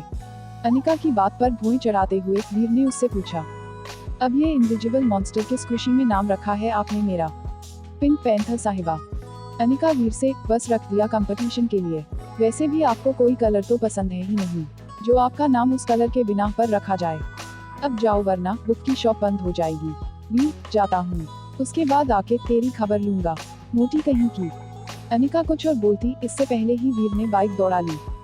इधर अनिका वीर के जाने के बाद चुपचाप गुमसुम अपने कमरे में चली गई और अपने कमरे में जाते ही उसने कमरे का दरवाजा अंदर से बंद कर लिया और आईने के सामने जाते हुए वो कुछ सोचने लगी। एकांश ओबरॉय और उसकी शक्ल इतनी ज्यादा मैच कैसे कर सकती है? कहीं तो कुछ मिस हो रहा है मुझसे। क्या मैं एक बार एकांश ओबरॉय के बारे में पता करने की कोशिश करूं? अनिका अपने आप को आईने में देखते हुए खुद से ये सवाल कर रही थी। तभी उसका फोन बजा और अनिका ने कॉल रिसीव किया। कॉल पर आरव था, जो अनिका से बोला, ओए बंदरिया, सिर्फ 45 मिनट का टाइम है तेरे पास, मैं और बिन्नी तुझे लेने आ रहे हैं, जल्दी से तैयार हो जा, पार्टी लेट नाइट है, लेकिन मुझे तुझे टाइम पर घर पर भी छोड़ना है, वरना तेरी बुआ जीत तो मेरी जान ही निकाल लेगी, खून पीने वाली मच्छर कहीं की। अनिका ने आरव को डांटते हुए कहा, खबरदार अगर मेरी बुआ के बारे में तूने कुछ कहा तो। उनकी क्या गलती है अगर तू अच्छा इंसान नहीं तो?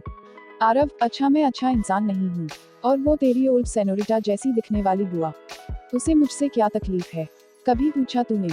अनिका आरव से, मेरे सिर में दर्द हो रहा है तेरी बात सुनकर। आरव, फोन रख, मुझे कहीं नहीं जाना तेरे साथ। आरव बात बदलते हुए, अच्छा कुछ नहीं बोलता तेरी बुआ के बारे में मैं ओके। तेरी बुआ हुस्न परी, वो जाने जहाँ, अरे वो सबसे हंसी, वो सबसे जवान, सौंदर्य साबुन निरमा, अब तो मान जा मेरी माँ। अनिका इरिटेट होते हुए, अच्छा तैयार होती हूँ मैं, ज्यादा ड्रामे मत कर, अब फोन रख, मुझे अपने कपड़े सेलेक्ट करने दे। आरव फोन पे, अरे इसमें सेलेक्ट क्या करना है तुझे याद है ना, मैंने तेरे बर्थडे पर अपनी कजिन डिजाइनर सिस्टर से एक ड्रेस डिजाइन करवा कर दी थी, तूने आज तक वो ड्रेस नहीं पहनी ना, वही पहन। अनिका आरव से, अब फोन रखना री, क्यों दिमाग की दही कर रेला है। अनिका ने फोन काट दिया और बिस्तर पर फोन फेंकते हुए बाथरूम की तरफ चली गई। इधर आरव अपने दिल पर हाथ रखकर मुस्कुरा रहा था, क्योंकि उसे अनिका से बात करने के बाद बहुत सुकून महसूस होता था। वो अनिका से बहुत ज्यादा प्यार करता था, वो भी बचपन से ही। आरव इस वक्त अपने कमरे में था। आरव के पापा लंदन में रहते थे और वहीं से अपने सारे बिजनेस को मॉनिटर करते थे। वही आरव अपनी मॉम के साथ रहता था। उसके मॉम डैड का डिवोर्स हो चुका था। आरव के डैड उसकी जिम्मेदारी लेना चाहते थे, इसीलिए वो उसकी कॉलेज की फीस खुद पे करते थे, मगर आरव इससे ज्यादा उनका कोई एहसान नहीं लेना चाहता था। इसलिए उसने अपने फेवरेट काम, जो कि था जर्नलिस्ट बनना, को अपना पैशन बनाते हुए इसी में अपना करियर बनाने की शुरुआत कर ली और अब वो कुछ हद तक खुद ही इंडिपेंडेंट है। आरव पहले 10th स्टैंडर्ड में हमेशा के लिए अपने डैड के पास लंदन चला गया था, मगर उसका वहाँ मन नहीं लगा। उसके सारे दोस्त और अनिका भी इंडिया में ही थे, लिहाजा उसने वहाँ इतना ड्रामा किया कि उसके डैड ने परेशान होकर उसे उसकी मॉम के पास भेज दिया। और तब से इस कमरे में आरव एक अलग दुनिया बनाकर बैठा है। आरव के कमरे के हर दीवार पर अनिका की छोटी बड़ी फोटो आरव ने बड़ी ही खूबसूरती से सजाकर लगाई हुई थी। वो उन्हें सोते, उठते, बैठते, जागते हर वक्त देखता था। इधर एकांश अपने असिस्टेंट मैनेजर तुषार के साथ क्लब के लिए निकलने ही वाला था। तभी उसके सामने उसका एक आदमी आकर खड़ा हो गया। ये था अयान, एकांश का बायां हाथ, जो एकांश के कहने पर बिना कुछ सोचे समझे किसी की भी जान पल भर में ले सकता था। अयान सिर्फ 23 साल का था। वो बहुत हैंडसम और गुड लुकिंग भी था और कॉलेज में पढ़ता था। अयान के पापा भी 2 साल पहले एकांश के लिए ही काम करते थे। लेकिन एक दिन एकांश के कुछ दुश्मनों ने अयान के पापा को गोलियों से छलनी कर दिया और उनकी मौके पर ही मौत हो गई। इन सब के बावजूद भी अयान एकांश के अंडर काम कर रहा था, क्योंकि अयान को पता था कि उसके डैड किसी जोर जबरदस्ती से एकांश की टीम में शामिल नहीं हुए थे, बल्कि अपने सबसे बड़े दुश्मन को मौत के घाट उतारने के लिए बर्बाद करने और उन्हें मौत के घाट उतारने के लिए एकांश से हाथ मिलाया था। अयान के डैड ने अपने सारे दुश्मनों को खत्म कर दिया था, लेकिन उनमें से एक अब भी इंडिया में खुलेआम बिजनेस वर्ल्ड में राज कर रहा था, और वो था सिंघानिया, जिसकी एकांश से भी काफी बड़ी दुश्मनी थी। मिला जुलाकर सिंघानिया की आज बैंड बजने वाली थी। फिलहाल तो अयान एकांश के लिए नया मुर्गा पकड़ कर लाया था। अयान एकांश से, सर वो न्यूज रिपोर्टर को मैं उठाकर ले आया हूँ। वो गाड़ी की डिक्की में है, बहुत मच कर रहा है, इसलिए उसका मुंह बांध दिया। एकांश बिना किसी एक्सप्रेशन के अयान के साथ चल दिया और वो एक गाड़ी के डिग्गी के पास आकर खड़ा हो गया। वहीं डिक्की के पास अयान भी खड़ा हो गया और उसने गाड़ी की डिक्की खोल दी। गाड़ी के अंदर से लगभग 30 साल की उम्र का आदमी, जिसके मुंह पर पट्टी और हाथ पैर पूरी मजबूती से बंधे हुए थे। इस अवस्था में भी वो गाड़ी में बार बार मचल रहा था। एकांश डिक्की में पड़े उस आदमी को इतनी खतरनाक नजरों से दूर रहा था कि किसी भी वक्त उस आदमी की पेंट गीली हो सकती थी। एकांश की आंखें पूरी लाल हो चुकी थी। एकांश ने अपना हाथ अयान की तरफ बढ़ाया और बोला, मुझे अपना पेन दो अयान। अयान ने 1 सेकंड में ही अपना पेन निकालकर एकांश के हाथ में दे दिया। अयान का पेन स्टील का था। एकांश ने उसको अपने दाएं हाथ में लिया और एकदम से उसने उस बंधे हुए आदमी के बालों को अपने बाएं हाथ से जकड़ते हुए उसके चेहरे के बिल्कुल सामने आकर कोल्ड वॉइस में कहा, न्यूज रिपोर्टिंग करनी थी तो एकांश सिंह ओबरॉय से क्यों पंगा लिया? मेरी जासूसी करने से पहले ये तो सोच लिया होता कि तुम्हारे बगैर तुम्हारे बीवी बच्चे कैसे जिएंगे। खैर ये सब तो तुम्हें ही सोचना था, मुझे तो बस अपने दुश्मनों का खून देखने में मजा आता है। और तुमने जो किया है इसकी वजह से तुम भी मेरे दुश्मन हो, मरने वाले हो, इसीलिए एकांश सिंह ओबरॉय तुमसे इतनी बातें कर रहा है। और फिर उस आदमी के कान के पास बेहद करीब आते हुए एकांश बोला, गुड बाय रिपोर्टर। और एकदम से अपना चेहरा उस आदमी के सामने लाते हुए अयान की पेन से उस आदमी के दाईं आंख में एकांश तेज रफ्तार से डालने निकालने लगा, जिसकी वजह से उस आदमी की आंख फूट गई। वो चीखता रहा, चिल्लाता रहा, डर से कराहता रहा, यहाँ तक कि उस आदमी का खून अब एकांश चेहरे तक आने लगा था। लेकिन एकांश रुका नहीं। उल्टा और तेज रफ्तार से एकांश ने उस आदमी की दूसरी आंख में भी पेन को घुसेड़ना शुरू कर दिया। आदमी का चेहरा पूरा उसके खून से रंग चुका था। वही उसकी आंखों के ऊपरी हिस्से के भी परखच्चे उड़ गए थे। वो आदमी इस वक्त बेइंतहा दर्द में था, जो कि एक आम इंसान के लिए तो क्या, बड़े से बड़े ताकतवर इंसान के लिए भी असहनीय होता। मगर गनीमत देखो, वो आदमी अब तक जिंदा था। वो बेहोश हो चुका था, मगर सांसें ले रहा था। 5 मिनट तक तो वो इतना रोया जैसे उसके दर्द से पूरी कायनात का सीना फट जाएगा। वही पूरी कार की डिक्की में उसका खून बुरी तरीके से फैल चुका था। गाड़ी इस वक्त एकांश के बड़े से गार्डन में खड़ी थी। एकांश ने अपनी जेब से रुमाल निकालते हुए अपने चेहरे पर से खून के छींटे साफ किए और अयान से बोला, इसे गाड़ी के साथ जला दो। और एकांश वहां से दोबारा अपने कमरे में चेंज करने के लिए चला गया। इधर अयान ने बिल्कुल वैसा ही किया। गाड़ी पर पेट्रोल डालते हुए उसने लाइटर जलाकर दूर होकर गाड़ी पर फेंक दिया। चंद ही पलों में गाड़ी और न्यूज रिपोर्टर दोनों जलकर खाक हो गए और उसकी आंखों ये सब देखकर अयान एक पल के लिए भी पलक नहीं झपक रहा था। एकांश के साथ रहते रहते ये मासूम सा दिखने वाला कॉलेज स्टूडेंट अंदर ही अंदर इतना क्रूर बन चुका था कि अब उसे किसी के दर्द से कोई फर्क नहीं पड़ता था, चाहे उसके आगे कोई मरे या दर्द से तड़पे। अयान एकांश के पास आया तो सिर्फ सिंघानिया से बदला लेने के लिए था, मगर एकांश ने आज उसे वो बना दिया था जिसकी अयान ने कल्पना तक नहीं की थी। इधर आरव और बिन्नी अनिका को उसके घर से पिक करके कार में क्लब के लिए जा ही रहे थे। तभी अनिका और आरव ने बिन्नी को गुमसुम उदास बैठे देखा। अनिका, क्या हुआ बिन्नी डार्लिंग, मुंह फुलाए क्यों बैठी है? तभी आरव, जो कार ड्राइव कर रहा था, उसने कहा, तुझे सब पता है अनिका, ये क्यों मुंह फुलाकर बैठी है। एक्सपेक्ट कर रही थी कि काश वीर भी हमारे साथ आता, जबकि इसे पता है वीर कभी भी क्लब नहीं आता और ना ही पार्टी नहीं करता है। बिन्नी, नहीं आता तो क्या हुआ, मैं उसे बार बार फोन करूंगी, उसे आना होगा। आरव बिन्नी से, जो करना है करके देख ले, अगर आ गया ना तो मैं कल ही गंजा हो जाऊंगा। आरव की बात पर बिन्नी भी पूरे कॉन्फिडेंस के साथ बिन्नी बोली, अब तो तुझे कल गंजा होना ही पड़ेगा, अपनी बात से मुकर मत जाना, वीर आएगा तो आएगा। आरव बिन्नी से, हाँ ठीक है, और अगर नहीं भी आया तो मैं तुझसे कुछ लेने वाला नहीं हूँ, क्योंकि मुझे पता है तू हारने ही वाली है और तू बहुत सैद रहेगी। बातों ही बातों में वो लोग क्लब पहुंच गए थे। क्लब में उन लोगों की एंट्री हुई और सारे कॉलेज फ्रेंड्स के साथ वो लोग एंजॉय करने लगे। वही बर्थडे बॉय विवेक की नज़र अनिका पर ही थी। अनिका विवेक को बिल्कुल पसंद नहीं करती थी, क्योंकि जब अनिका फर्स्ट ईयर में थी और वीर की तबीयत खराब होने की वजह से वो कॉलेज ज्वाइन नहीं कर पा रहा था और आरव भी जूनियर जर्नलिस्ट के सेमिनार में गया हुआ था, तब विवेक ने उसकी बहुत रैगिंग की थी, क्योंकि विवेक को पता था कि अनिका वीर की बहन है और विवेक वीर से बहुत ज्यादा जलता था, क्योंकि वीर स्कूल टाइम से ही एक ब्रिलियंट स्टूडेंट था और कॉलेज में भी विवेक नंबर ठोकर यानी वीर के बाद ही आता था। विवेक अनिका को वहशी नजरों से देख रहा था। विवेक की नजर अनिका के गले पर थी, जो कि काफी दूर तक दिखाई दे रहा थी।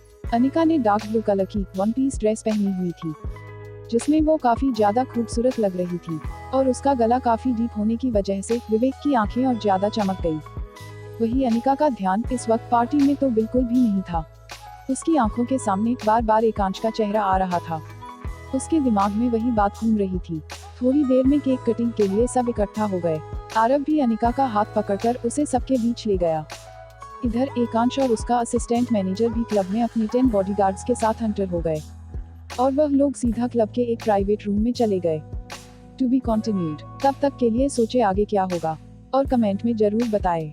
क्या पता आपका बताया हुआ सजेशन इस नॉवेल में कहीं ना कहीं ऐड हो जाए। Andy special thanks for Nazi war. आपका प्यारा सा कमेंट पढ़ा मैंने, मुझे जानकर बहुत खुशी हुई कि आपको ये नोवेल पसंद आई, और प्रतीक्षा को भी थैंक यू। बस इसी तरह सपोर्ट और प्यार बनाए रखिए। CH7 एकांश और अनिका फिर से आमने सामने। एकांश भी उसी क्लब में था जिसमें अनिका अपने कॉलेज के सबसे अमीर बाप के बेटे विवेक के बर्थडे पार्टी में अपने दोस्तों के साथ आई थी। ये क्लब मुंबई का सबसे महंगा क्लब था, जहां इत्तेफाक से इस वक्त दोनों मौजूद थे और एक दूसरे की मौजूदगी से बेखबर अनिका बेमन से विवेक की बर्थडे पार्टी देख रही थी। वही एकांश क्लब के आलीशान प्राइवेट रूम में अपने सभी आदमियों के साथ चला गया। एकांश काउच पर पैर चढ़ाए बैठ गया। उसने अपने दोनों हाथ फैलाकर काउच के अगल बगल बिल्कुल रुबाब से रखा हुआ था। वही बिना भाव चेहरा और आंखें बिल्कुल शांत, जिसको देखकर पता ही नहीं चलता था कि एकांश के दिमाग में कब क्या चल रहा है। Okay, come to the point. Ekansh के सामने कोई और भी बैठा हुआ था, जो उससे पहले ही वहां पहुंच चुका था। वो था Amit Singhania. Singhania group of industries का मालिक और इसके साथ साथ इंडिया में अवैध कार्यों का बहुत बड़ा करता धरता। अमित एकांश से, असो तुम चाहते क्या हो? तुमने मुझे सड़क पर लाकर खड़ा कर दिया है, ऊपर से मैं बैंक करप्ट हो चुका हूँ। कल ही मेरी सारी बची हुई प्रॉपर्टीज नीलाम हो जाएंगी। पूरी शिद्दत के साथ लगे हो तुम मुझे बर्बाद करने में। आखिर ऐसा क्या किया है मैंने तुम्हारे साथ? एकांश अमित से एक गहरी सांस लेकर छोड़ते हुए बोला, तुम मेरे साथ कर भी क्या सकते हो सिंघानिया? मेरी पावर का अंदाजा तुम पहले से ही जानते थे। अपने एक आदमी को भेजता तुम्हें मारने के लिए और तुम्हारे सभी बिजनेस के साथ तुम्हारी ये सारी प्रॉपर्टी धरी की धरी रह जाती तुम्हारी मौत के बाद। बस तुम्हारी वो छोटी सी चुहिया जैसी दिखने वाली बेटी बच जाती, जो कल ही अमेरिका से अपनी ग्रेजुएशन पूरी करके आ रही है। सिंघानिया एकांश के मुंह से अपनी बेटी के बारे में सुनकर हैरत में आ गया, क्योंकि वो सबकी नजरों से अपनी बेटी को बचाकर खुद से दूर रखता था। तभी एकांश फिर से बोला, खैर तुम्हारी गलती ये थी कि तुमने बिजनेस में बार बार असो से टक्कर लेने की कोशिश की और असो की मर्जी के बिना उसका चेहरा और उसके काम पूरी दुनिया में रिवील करने का ख्वाब देख रहे थे तुम। मेरी जगह माफिया किंग बनने का सपना देखना कितनी बड़ी गलती है पता है ना तुम्हें? मेरे सामने इतना भोला बनने की बिल्कुल कोशिश मत करो, क्योंकि मुझे तुम्हारे प्लान के बारे में बहुत पहले ही पता चल चुका था। तुमने मेरे आदमी को मरवाकर बहुत बड़ी गलती कर दी। एकांश के आदमियों की जान सिर्फ एकांश ले सकता है, और कोई उन्हें हाथ भी लगाए तो जीते जी उनके हाथ काट दूंगा मैं। कल अपना सब कुछ बर्बाद होते हुए देखोगे तुम। आज के लिए तुम्हारी मौत डिले की जाती है, लेकिन थोड़ा बहुत दर्द तो तुम्हें देना चाहता ही हूँ मैं। इसलिए ये आदमी सिर्फ आधे घंटे के लिए तुम्हारी खातिरदारी करना चाहते हैं। इधर अनिका, जो उस पार्टी में बिल्कुल इंटरेस्ट नहीं ले रही थी और सिर्फ आरव और बिन्नी के लिए वहां अब तक मौजूद थी। विवेक ने केक कट करके सबको खिलाया और अब वो अनिका के पास आ गया, जो विवेक की शक्ल तक पसंद नहीं करती थी। उसने अपने चेहरे पर बनावटी मुस्कान लाते हुए उसके हाथ से केक ले लिया, मगर खाया नहीं। और विवेक ने ये सब देख लिया। उसके चेहरे पर का गुस्सा साफ साफ नजर आ रहा था। इतना एटीट्यूड अच्छा नहीं है बेबी, अब तो तुम्हारा घमंड खत्म करना ही होगा। I want to sleep with you in this night। यहाँ सिंघानिया के सामने बैठे एकांश ने अपने आदमियों को देखा और उसके आदमी उसका इशारा बखूबी समझ गए। उन्होंने सिंघानिया को उसके हाथ पैर पकड़कर फ्लोर से बिल्कुल उठा लिया। अब उसके पैर भी जमीन पर नहीं थे और उसे ले जाकर बाथरूम में पटक दिया। वही खुद भी बाथरूम के अंदर जाकर गेट लॉक कर चुके थे। असो तुम गलत कर रहे हो। मैं कोई छोटा मोटा बिजनेसमैन और माफिया लीडर नहीं हूँ, जो तुम मेरे साथ ऐसा बर्ताव कर रहे हो। तुम एकांश, जाने दो मुझे। बाथरूम के अंदर से दरवाजा पीटते सिंघानिया रो रो कर एकांश को ये सब बोल रहा था, मगर एकांश पर सिंघानिया की बातों का कोई फर्क नहीं पड़ा और वो अपना सर काउच पर पीछे किए आराम से आंखें बंद करके चैन की सांस ले रहा था। ऐसा लग रहा था जैसे इन आवाजों से उसे बहुत ज्यादा सुकून मिल रहा है। इधर बाथरूम के अंदर एकांश के 3 हटे कट्टे तगड़े आदमियों ने सिंघानिया की मरम्मत करनी शुरू कर दी। लात घुसे मुक्कोकी की आवाजें सन्नाटे भरे कमरे में गूंज रही थी। वहीं सिंघानिया की भी रोने गिराने की आवाजें और ज्यादा बढ़ रही थी। आरव अनिका का हाथ पकड़े डांस कर रहा था। तभी अनिका का डांस करते करते गला सूखने लगा। म्यूजिक बहुत जोरों शोरों से बज रहा था। फिर भी अनिका ने आरव के गले में हाथ डालकर उसके कान के पास आकर कहा, आरव मुझे प्यास लगी है, मैं जाकर सॉफ्ट ड्रिंक पी लेती हूँ। आरव ने अनिका की बात सुन ली और वो खुद ड्रिंक लाने जा रहा था। तभी अनिका ने उसे रोकते हुए म्यूजिक के चलते तेज आवाज निकालते हुए कहा, तुम एंजॉय करो, मैं 2 मिनट में आती हूँ। अनिका ड्रिंक काउंटर के पास चली गई। ये बर्थडे पार्टी थी और विवेक के डैड ने बर्थडे पार्टी के इस हॉल में नशे की कोई ड्रिंक अलाउ नहीं की थी। यहाँ सारी सॉफ्ट ड्रिंक्स थी। अनिका प्यास के मारे काउंटर के फर्स्ट वेटर के पास ही कोल्ड ड्रिंक लेने चली गई। काउंटर के वेटर ने एक नजर अनिका को देखते हुए जल्दी से उसे लेमन सोडा बना कर दिया। प्यास के मारे अनिका ने एक ही घूंट में पूरा लेमन सोडा खत्म कर दिया और अब जाकर कहीं उसे राहत की सांस महसूस हुई। अनिका अब दोबारा आरव के पास जा ही रही थी, तभी वो एक काले कपड़े वाले मोटे आदमी से टकरा गई और अब लगभग वो गिरने ही वाली थी कि तभी एक मजबूत हाथ ने उसकी कमर को पकड़कर उसे संभाल लिया। अनिका को भी लगा कि अब तो वो गिर ही जाएगी, मगर उसने अपने आप को किसी के सहारे संभला हुआ देखा तो चौंक गई। अनिका ने सीधे अपने आप को संभाले हुए शख्स को देखने की कोशिश की। तभी उसके सामने एकांश चेहरा आ गया, क्योंकि अनिका एकांश के आगे चल रहे उसके बॉडीगार्ड से ही टकराई थी और तभी एकांश ने उसे संभाला था। अनिका तो एकांश को देखते ही रह गई। तभी एकांश ने उसकी कमर छोड़ दिया और अब अनिका दोबारा गिरने ही वाली थी। तभी उसने खुद को संभाल लिया। एकांश ने एक नजर अनिका को देखा भी था, मगर उसने फिर से अनिका को इग्नोर कर दिया। वही ये सब देख एकांश का बेस्ट फ्रेंड तुषार एक पल के लिए मुस्कुराया और उसके बाद उसने अपनी मुस्कुराहट अपने चेहरे के अंदर ही दबा दी। एकांश सीधे क्लब से चला गया। वही अनिका, जो पहले से ही सोचकर बैठी थी कि वो एकांश के बारे में सब कुछ जानकर ही रहेगी, एक पल के लिए वो भी कुछ सोचते हुए एकांश से 10 कदम पीछे आगे की ओर बढ़ने लगी। एकांश ने अपने बॉडीगार्ड्स और तुषार से कहा, तुम लोग जाओ, मैं दूसरी गाड़ी में ड्राइवर के साथ जा रहा हूँ। एकांश के इतना कहते ही सब लोग वहाँ से चले गए और एकांश भी गाड़ी में बैठने ही वाला था। तभी एक आवाज उसे सुनाई दी, अरे रुको, कहाँ जा रहे हो? तुम्हारी वजह से मैंने मामा जी से कितनी बातें सुनी है, पता है तुम्हें? अरे तुम ठीक थे तो दोबारा से आ जाते ना, पता है 1 महीने से कितना परेशान थी मैं। एकांश पीछे मुड़ा तो उसने देखा कि ये तो वही लड़की है जो उसकी गाड़ी सामने दिन में भी तमाशा खड़ा कर रही थी। अनिका लड़खड़ाते हुए इस वक्त एकांश के सामने आ रही थी। इधर क्लब में बिन्नी बार बार वीर को कॉल लगा रही थी और अब एक बार वीर ने उसका कॉल उठा भी लिया। बिन्नी ने उसे क्लब में आने को कहा, लेकिन वीर ने उसे डांटते हुए क्लब में आने से मना कर दिया। बिन्नी को गुस्सा आने लगा, लेकिन वो बहुत ज्यादा इमोशनल भी हो गई और बाथरूम में जाकर रोने लगी। यहाँ विवेक अपनी अलग ही खिचड़ी बनाकर बैठा था। उसने भी क्लब में एक प्राइवेट रूम तैयार किया हुआ था और उस रूम में उसके साथ 1 वेटर खड़ा था, जिसको विवेक ने बहुत सारे पैसे दे दिए और मुस्कुराते हुए बोला, तुमने अपना काम बहुत अच्छे से किया। अनिका को तुमने ड्रग्स वाला लेमन जूस दे ही दिया। अब जैसे ही मेरे पास आएगी खुद ही अपने कपड़े उतारकर अपना जिस्म मुझे सौंप देगी। मुझे उसके साथ जबरदस्ती करने की भी कोई जरूरत नहीं। अमेजिंग, आज की रात तो तुम्हारी बॉडी से खेलने में मुझे बहुत मजा आने वाला है अनिका। इधर अनिका लड़खड़ाते हुए आकाश के पास आई और एकांश को डांटते हुए बचकाना सा मुंह बनाकर बोली, तुम बहुत बुरे हो। और फिर सीधे खड़े एकांश के दोनों हाथ को अपने दोनों हाथ से पकड़ते हुए उसकी आंखों में देखकर कहने लगी, तुम्हें पता है मैं कितना डर गई थी। उस एक्सीडेंट के बाद मुझे तो ऐसा लगा जैसे मैंने तुम्हें टपका ही दिया फ्लाईओवर से धक्का देकर। एकांश जो अब तक अनिका को लगभग अपनी खतरनाक आंखों से घूर घूर कर देख रहा था। अनिका की लास्ट के कहे हुए कुछ शब्द सुनकर उसके चेहरे पर एक हल्की सी स्माइल आ गई और ये स्माइल उसकी आत्मा तक को महसूस हो रही थी। एकांश का जिस तरीके से रवैया रहता था, ऐसा बिल्कुल नहीं लगता था कि वो मुस्कुराता भी है। वही ड्रग्स का नशा अब अनिका के सर चढ़कर बोलने लगा था। बात करते करते अनिका के चेहरे पर अजीब सी एंजाइटी नजर आ रही थी और वो अपनी गर्दन और गले तक हाथ मलते हुए लंबी लंबी सांसें लेने लगी। ये मुझे इतनी गर्मी क्यों लग रही है, क्या हो रहा है मुझे? एकांश बिना एक्सप्रेशन के चेहरे के साथ अनिका की हरकतों को देख रहा था, लेकिन अभी तक उसने कुछ भी नहीं कहा। तभी अनिका की नजर एकांश की गाड़ी में पड़े पानी के बोतल पर पड़ी। अनिका ने एकांश के साइड से होते हुए एकांश की गाड़ी का दरवाजा खोला और हाथ बढ़ाकर गाड़ी से पानी की बोतल निकालने ही लगी। तभी उसे और गर्मी लगने लगी। अब अनिका तुरंत गाड़ी के अंदर सीट पर बैठकर पानी की बोतल का ढक्कन खोलते हुए बोतल का पूरा पानी उसने अपने ऊपर उड़ेल लिया। एकांश सब कुछ देख रहा था। अनिका के सिर से होता हुआ पानी अनिका के गोरे गर्दन तक होता हुआ गायब होने लगा, जिसे देखकर एकांश देखता ही रह गया। अनिका का चेहरा हल्का गुलाबी पड़ने लगा। अनिका लंबी लंबी सांसें लेते हुए गर्मी के मारे बेहोश हो गई। आकाश का ड्राइवर जो कहीं से भागता हुआ आ रहा था, वह अकाउंट के पास आकर बोला, सॉरी सॉरी सॉरी सर, वह मुझे वॉशरूम लगी थी तो मैं चला गया।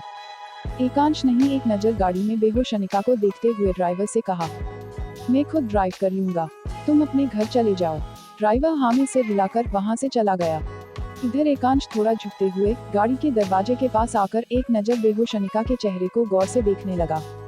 उसके दिमाग में इस वक्त कुछ चल रहा था और तभी उसने अनिका को बिना गाड़ी से निकाले गाड़ी का दरवाजा लगा दिया और खुद ड्राइविंग सीट पर बैठकर कार ड्राइव करने लगा। अनिका गाड़ी में इस वक्त कोई हलचल नहीं कर रही थी। तो क्या होगा अनिका का, और कहाँ ले जा रहा था अनिका को एकांश? फर्स्ट किस। अनिका एकांश की गाड़ी में बेहोश बेसुध पड़ी हुई थी और एकांश ने बिना उसे गाड़ी से बाहर निकाले कार में बैठकर खुद ही कार ड्राइव करने लगा। थोड़ी देर बाद एकांश की गाड़ी एक बड़े से विला के सामने जाकर रुकी। एकांश गाड़ी से बाहर निकला और उसने पीछे वाली सीट का दरवाजा खोलते हुए अनिका को उठाकर अपनी बाहों में भर लिया। अनिका को अभी होश नहीं था, वो गहरी सांसें ले रही थी। अनिका को गोद में उठाते ही एकांश की नजर अनिका के मासूम चेहरे पर पड़ी। एकांश की नजरें तो उसे देख रही थी, मगर एकांश के चेहरे से कुछ नहीं पता चल रहा था कि इस वक्त वो सोच क्या रहा है। Question mark. एकांश अनिका को बाहों में लिए उस विला के अंदर जाने लगा। थोड़ी देर में एकांश अंदर पहुंच गया और अब उसके कदम एक दरवाजे की तरफ आकर रुक गए। एकांश ने उस दरवाजे को खोला और अपने बड़े से आलीशान कमरे में एंटर हो गया।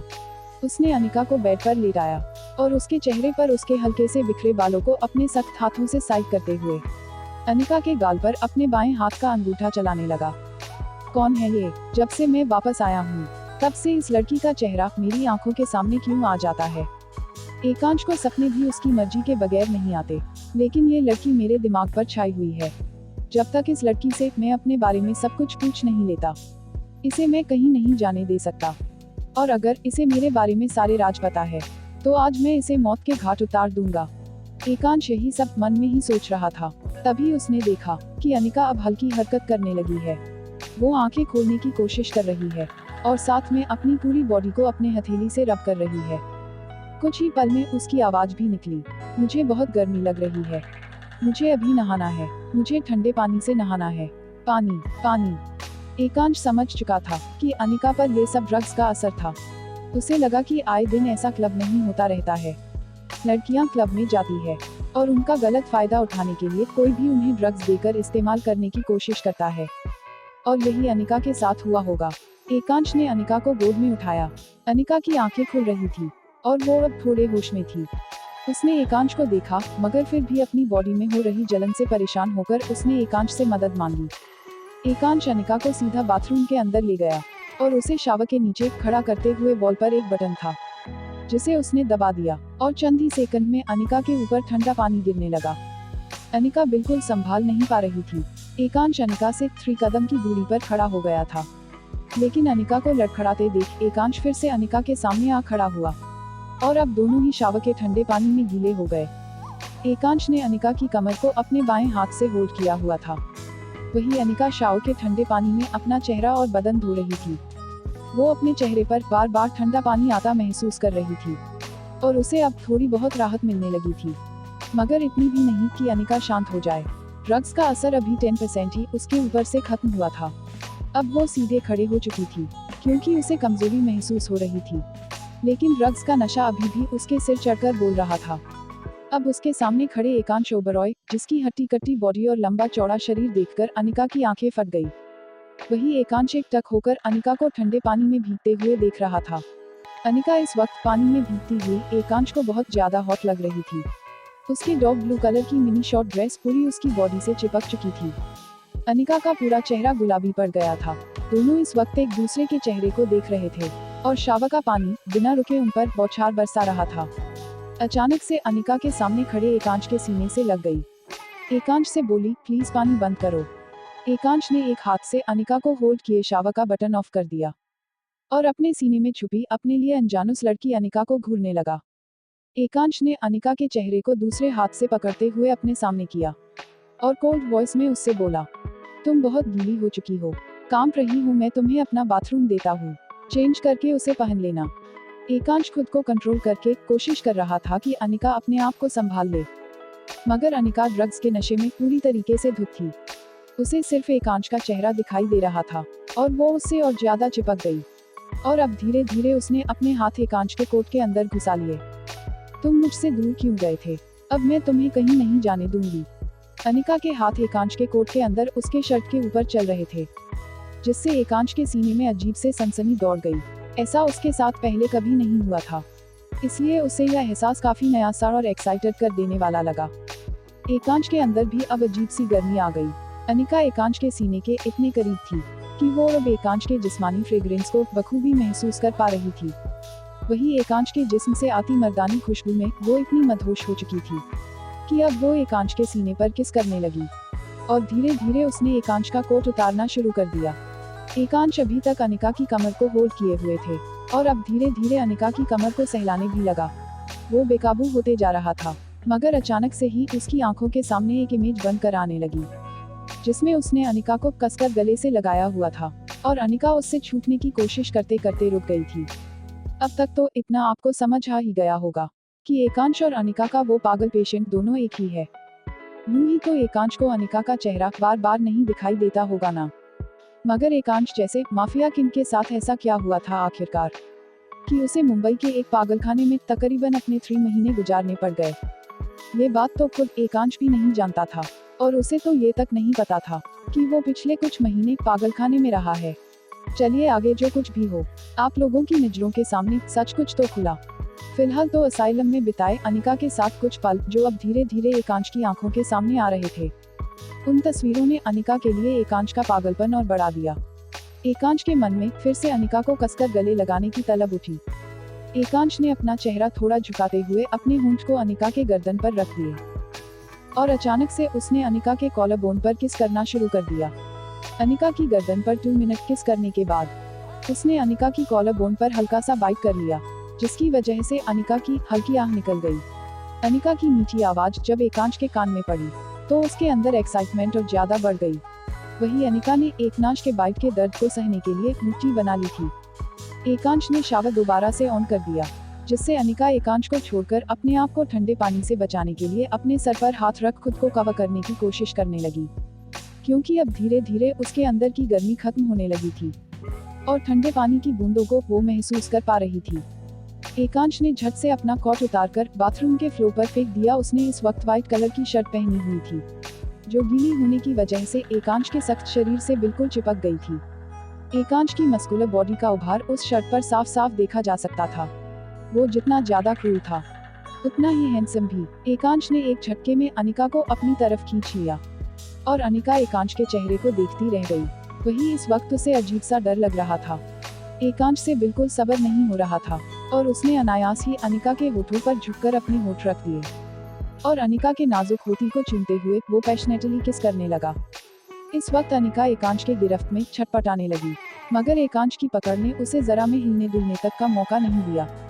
लिहाजा एकांश जो करना चाह रहा था वो बखूबी कर पा रहा था। लगभग 20 मिनट होने को आ गए थे। इस बीच वो अनिका को शावर के पानी से हल्का दूर ले आया था, मगर उसकी किस अभी तक ब्रेक नहीं हुई। लेकिन अब अनिका एकांश के सीने पर मुक्के बरसाने लगी, क्योंकि उसे सांस लेने में तकलीफ हो रही थी। ये देखकर एकांश ने ना चाहते हुए भी अनिका के होठों को छोड़ दिया, मगर फिर भी उसने अनिका की कमर पर अपनी मजबूत गिरफ्त बनाए रखी। एकांश के होठों से छूटते ही अनिका लंबी गहरी सांसें लेने लगी। उसका गोरा चेहरा और ज्यादा लाल पड़ गया और अनिका के होठ अब हल्के सूज चुके थे। एकांश की बाहों में गहरी सांस लेते हुए अनिका को देख एकांश के होठों पर डेविल स्माइल आ गई और अब वो दोबारा अनिका की गर्दन को चूमने लगा। अनिका ने अपने दोनों हाथ एकांश की पीठ पर रखे हुए थे और जैसे ही वो एकांश की छुअन महसूस करती, वो एकांश की पीठ पर अपने नाखून चुभोना शुरू कर देती। अनिका कई बार एकांश को नाखून गड़ा चुकी थी। एकांश की व्हाइट शर्ट के साथ अनिका का नाखून एकांश की बॉडी के कुछ हिस्से को नोच चुका था, मगर एकांश को इससे कोई फर्क नहीं पड़ा और एकांश ने और तेज रफ्तार से अनिका के गले से नीचे किस करना शुरू कर दिया। अब वो किसके साथ फाइट भी करने लगा था, जिससे अनिका के मुंह से फिर से आग निकल गई। तभी अचानक से एकांश ने अनिका को किस करने से खुद को रोक लिया और उसके चेहरे को अपने सामने लाते हुए गौर से देखकर मन में सोचने लगा, मैं जिस काम के लिए इस लड़की को यहाँ लेकर आया था, मैं वो तो नहीं कर रहा हूँ इसके साथ। वो क्या रहा है मुझे, ये लड़की मेरे इतने करीब कैसे आ गई। CH9 romance. एकांश जो अनिका को बेहद बेसब्री से किस कर रहा था, अचानक ही वो रुक गया, क्योंकि अनिका को यहाँ लाने का मकसद उसका कुछ और था। उसे जानना था कि अनिका उसे कैसे जानती है। इसी बिना पर वो बीते 3-4 महीनों के बारे में भी पता लगाना चाहता था। दोनों इस वक्त बाथरूम में खड़े थे। अनिका जो अपनी उफान भरती सांसों को थाम रही थी। एकांश ने तुरंत ही अपना बाथरोब लाकर उसे पकड़ा दिया। इसे पहन लो, तुम्हारे कपड़े पूरे गीले हो चुके हैं, फिर मुझे तुमसे कुछ बात करनी है। एकांश ने अनिका को बिना देखे ही उसे बाथरोब पकड़ाया और उससे ये सब बोलने लगा। इधर अनिका अपना सिर पकड़कर लड़खड़ाते हुए अपनी आंखें खोल बंद कर रही थी और अब वो गिरने ही वाली थी कि तभी एकांश ने उसे संभाल लिया। अब एकांश के सामने फिर से अनिका का मासूम चेहरा आ गया। दोनों सिर्फ एक उंगली के बराबर की दूरी पर एक दूसरे के चेहरे को बड़े ही गौर से देख रहे थे। अनिका जो बिल्कुल अपने होश में नहीं थी, एकांश को देखकर मुस्कुराने लगी और गहरी सांसें लेते हुए हल्की आवाज में बोली, तुम इतनी जल्दी कैसे बदल गए, कोई जादू किया क्या तुमने। और फिर एकांश के चेहरे को दोनों हाथों में भरते हुए बोली, तुम कितने हैंडसम हो, सो क्यूट, बहुत बहुत बहुत अच्छे लगते हो तुम। वहाँ तो सिर्फ निक्कर और टी-शर्ट पहनते थे और यहाँ सूट बूट पहनकर जेंटलमैन की तरह सबके सामने अचानक से एकांश सिंह रोए आ गए।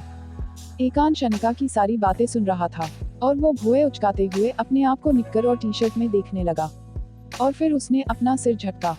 एकांश मन में, मेरे दिमाग में ये इमेज भी काफी दिनों से घूम रही है और मुझे याद है जब मैं उस जख्मी हालत में था तब भी मैंने ऐसा ही कुछ पहना हुआ था, यानी ये मेरे बारे में सच में सब कुछ जानती है। एकांश अपनी मन की बातें को मन में ही दबाकर फिर से अनिका की तरफ देखने लगा और उससे कोल्ड वॉइस में पूछा, और क्या क्या जानती हो तुम मेरे बारे में। अनिका बच्चे जैसा मुंह बनाते हुए बोली, ऐसे नहीं बताऊंगी, तुम बोलते हुए बहुत क्यूट लगते हो, मुझे पुच्ची दो फिर बताऊंगी। अनिका की बात सुनकर एकांश की आंख बड़ी हो गई। अनिका की ऐसी बातें सुनकर एकांश ने अपनी दाई आईब्रो फिर से ऊपर कर ली। एकांश, पुच्ची मीन्स, अनिका बच्चों वाली शक्ल बनाते हुए, पुच्ची का मतलब नहीं पता। अरे बुद्धू, पुच्ची का मतलब किसी, जल्दी से मेरे गाल पर किस करो।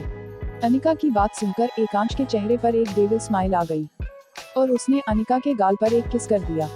एकांश के किस करते ही अनिका का चेहरा बल्ब की तरह चमकने लगा। ये हुई ना बात, तुम ना बिल्कुल मेरी फेवरेट रोमांटिक नोवेल के हीरो जैसे लगते हो। एकांश, रोमांटिक नोवेल। अनिका, हाँ रोमांटिक नोवेल, बताना मत किसी को, मेरा सीक्रेट है, सिर्फ मुझे और मेरी बेस्ट फ्रेंड बिन्नी को ही इस बारे में मालूम है। एकांश बिना किसी एक्सप्रेशन के अनिका को जवाब देता है, ओके मैं किसी को नहीं बताऊंगा। अब तो तुम्हें मैंने तुम्हारी पुच्ची भी दे दी, अब बताओ तुम मेरे बारे में और क्या क्या जानती हो। एकांश ने इतना कहा तभी उसने देखा कि अनिका ठंड से कांप रही है। एकांश ने अपनी सारी बातों को साइड में रखकर सीधा अनिका को अपनी गोद में उठाया और उसे बाथरूम से बाहर ले गया और बेड पास ले जाकर खड़ा कर दिया और उसे टॉवल में लपेटते हुए बोला, मैं तुम्हें दूसरा बाथरोब निकाल कर दे रहा हूँ, अब चुपचाप चेंज कर लो। एकांश ने अनिका को अपने वार्डरोब से बाथरोब निकाल कर दिया, मगर जैसे अनिका को तो कुछ समझ ही नहीं आ रहा था। एकांश अनिका को बाथरोब पकड़ाते ही सीधा कमरे से बाहर चला गया, और थोड़ी देर के बाद वह दूसरे कमरे से चेंज करके जब एकांश कमरे में वापस आया तो उसने देखा कि बाथरोब यूं ही जमीन पर पड़ा हुआ है और अनिका बेड पर गीले कपड़ों में लेटी हुई है। एकांश ने झट से अनिका को बेड पर से उठाया और उसे होश में लाने की कोशिश की। अनिका की आंखें तो खुल गई, मगर वो एकांश को देखकर फिर से मुस्कुराने लगी। तुमसे मैंने चेंज करने को कहा था और तुम सो गई। अनिका एकांश को मदहोशी भरी नजरों से देखते हुए, वो मेरी ड्रेस की बैक चेन तक मेरा हाथ नहीं पहुंच रहा था, मैं सुबह चेंज कर लूंगी, तुम मुझे अभी सोने दो, कहकर अनिका दोबारा बेड की तरफ जाने लगी। तभी एकांश ने उसकी कमर पकड़कर अपने सीने से सटा लिया और उसकी आंखों में देखते हुए बोला, मैं तुम्हें यहाँ अपने कमरे में सुलाने के लिए लेकर नहीं आया, जल्दी से अपने कपड़े बदलो वरना मैं खुद तुम्हारे कपड़े उतारने लगूंगा। एकांश की बात पर अनिका ने एक नजर एकांश को ऊपर से नीचे तक देखा और फिर अपनी बाहें फैला दी और बोली, तो जल्दी उतारो ना, मुझे फिर से नहाना है और गर्मी लगने लगी है, एसी का टेम्परेचर बढ़ाओ। अनिका इस वक्त शॉर्ट ड्रेस में थी और वो बहुत हॉट लग रही थी। अनिका को एक नजर ऊपर से नीचे तक एकांश ने देखा और उसका खुद पर कंट्रोल खोने लगा, लेकिन फिर भी उसने अपनी आंखें बंद करके गहरी सांस लेकर अनिका से कहा, डोंट प्रोवोक मी, वरना तुम्हारे साथ अच्छा नहीं होगा। तुम इस वक्त नशे में हो और इस हालत में मैं तुम्हारा कोई फायदा नहीं उठाना चाहता। एकांश बंद करके ये सब बोल ही रहा था, तभी अनिका ने एकांश से दूर होकर खुद ही बिना कुछ सोचे समझे अपने कपड़े खोलने शुरू कर दिए। अनिका का हाथ उसके ड्रेस की काफी कोशिश करने के बाद भी नहीं पहुंच पाता, फिर भी उसने अपनी ड्रेस ऊपर से नीचे खिसकाकर खोलने की कोशिश की। वही एकांश ने जैसे ही आंखें खोली, उसके सामने अनिका आधे पहने कपड़ों में थी। एकांश ने अनिका एकदम से अपने सीने से लगाते हुए निजरे झुकाकर बेड पर पड़ा टॉवल उठाया। अनिका को वो टॉवल उड़ाने ही वाला था, तभी उसे अपनी गर्दन पर गर्म सांसों की गर्मी महसूस हुई। एकांश अब अपने आप को ढीला छोड़ने लगा। वही अनिका एकांश की गर्दन पर उसकी खुशबू महसूस करते हुए उसे किस करने के लगी, और ये चीज एकांश को और ज्यादा एक्साइटेड कर रही थी। एकांश के हाथ अब अनिका के कमर पर चलने लगे। दूसरे हाथ में उसने टॉवल पकड़ रखा था, जो उसने एक झटके में दूर फेंक दिया, और दूसरे हाथ से अनिका की पीठ को सहलाने लगा। दोनों एक दूसरे में मदहोश थे। तभी इसने अनिका को झट से अपनी गोद में उठा लिया और उसे झटके से बेड पर लेटाकर उसके ऊपर आ गया। एकांश से दूर होते ही अनिका छटपटा सी गई थी। उसे एकांश एहसास बहुत अच्छा और बहुत अलग लग रहा था। वही एकांश अनिका के गुलाबी गालों को देखते हुए एक हाथ अनिका के चेहरे के पास लाते हुए अपने अंगूठे से अनिका के गाल को सहलाने लगा। एकांश ने अपने सहारे से अनिका को संभालते हुए उसके ड्रेस की बैक चेन खोल दी। एकांश को अनिका की ड्रेस उसके बॉडी से अलग करने में फिर भी दिक्कत हो रही थी।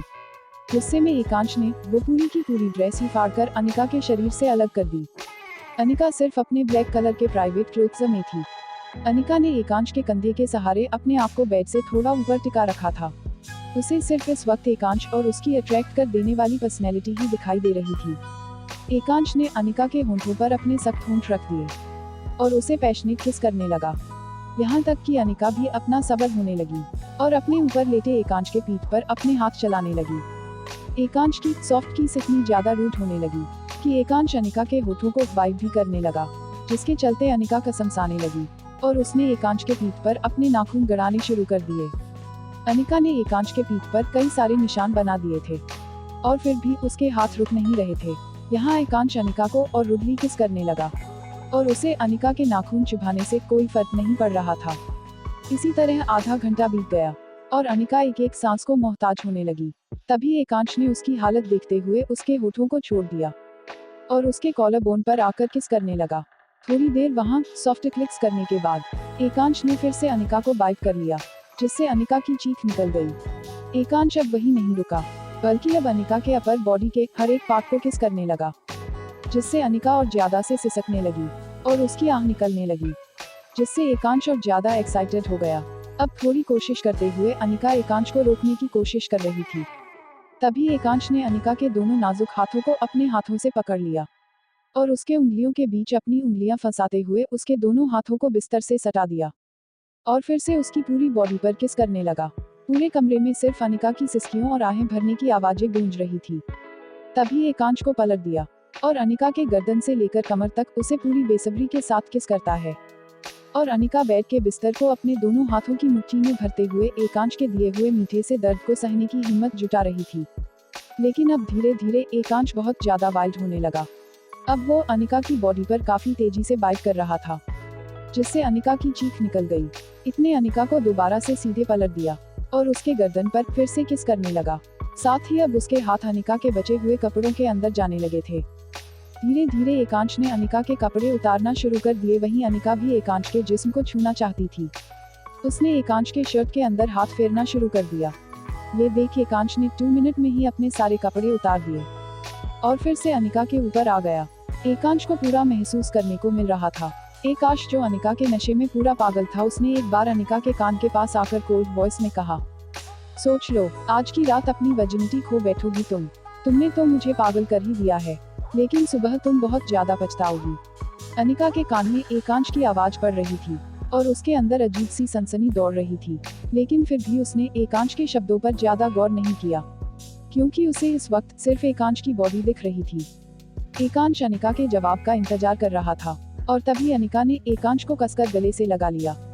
इस वक्त उसकी आंखें बंद थी, वो सिर्फ एकांश को महसूस कर रही थी। अपने आप से बेहद करीब होकर चिपकी अनिका को महसूस करते ही एकांश के चेहरे पर डेविल स्माइल आ गई और उसने बिना सब्र किए अनिका के बचे हुए कपड़े उतार के फेंक दिए। दोनों इस वक्त बिल्कुल बेआबरू थे, एक दूसरे को बेतहाशा किस करते हुए एक दूसरे की खुशबू में खोए हुए थे। एकांत में अनिका के बालों को सहनाते हुए उसे शांत कराया और मुस्कुराते हुए बोला, मैंने कहा था ना स्वीटहार्ट, सोच लो। अनिका जो दर्द से करा रही थी, एकांश ने उसके होठों पर होठ रख दिए। अनिका छटपटाते हुए एकांश को खुद से दूर करने की कोशिश कर रही थी। तभी एकांश ने किस करना रोककर अनिका के चेहरे के बिल्कुल करीब आते हुए बोला, अब कुछ नहीं हो सकता बेब, तुमने भूखे शेर को जगा दिया है। और फिर से एकांश ने वही हरकत दोबारा दोहराई, जिससे अनिका फिर से दर्द की आगोश में चली गई। अब एकांश को बहुत ज्यादा हर्ट करने लगा था। एकांश के ऐसे करने से अनिका अंदर से बहुत ज्यादा कमजोर पड़ गई, मगर एकांश ने फिर भी उसे नहीं छोड़ा। तकरीबन 4 o'clock बजे तक दोनों के बीच इसी तरीके का रोमांस चलता रहा और उसके बाद कहीं जाकर अनिका की बॉडी को छोड़ा और उसे अपनी बाहों में लिए व्हाइट ब्लैंकेट ओढ़कर सो गया। अनिका भी बहुत थक चुकी थी, जिसकी वजह से उसकी अपने आप ही आंख बंद हो गई थी। अगली सुबह तकरीबन 6 o'clock बजे अनिका को हल्का हल्का होश आने लगा। अनिका की आंखें खुल रही थी, मगर उसे काफी ज्यादा थकावट महसूस हो रही थी, जैसे उसने रात को पहाड़ उठाया हो। मेरी कमर में दर्द क्यों हो रहा है। कुछ ही सेकंड में अनिका की नजर उसके म्यूट बॉडी पर पड़ी, जिसे देखकर अनिका की आंखों की थकावट और नींद एक झटके में दूर हो गई। अनिका ने एक ब्लैंकेट ओढ़ा हुआ था, जिसे उसने और खींचकर अपने आप को कवर कर लिया और डर के मारे उसके पसीने निकलने लगे। तभी ब्लैंकेट खींचने की वजह से उसे बेड पर अपने साथ सोई हुई एक और बॉडी दिखी, जिसे देखकर अनिका की जोरों की चीख निकल गई। CH10 morning romance. तकरीबन सुबह 6 o'clock बजे जब अनिका की आंख खुली, तो उसे अपना शरीर कुछ ज्यादा ही भारी भारी लगने लगा, जैसे उसने पिछली रात पत्थर ढोए हो।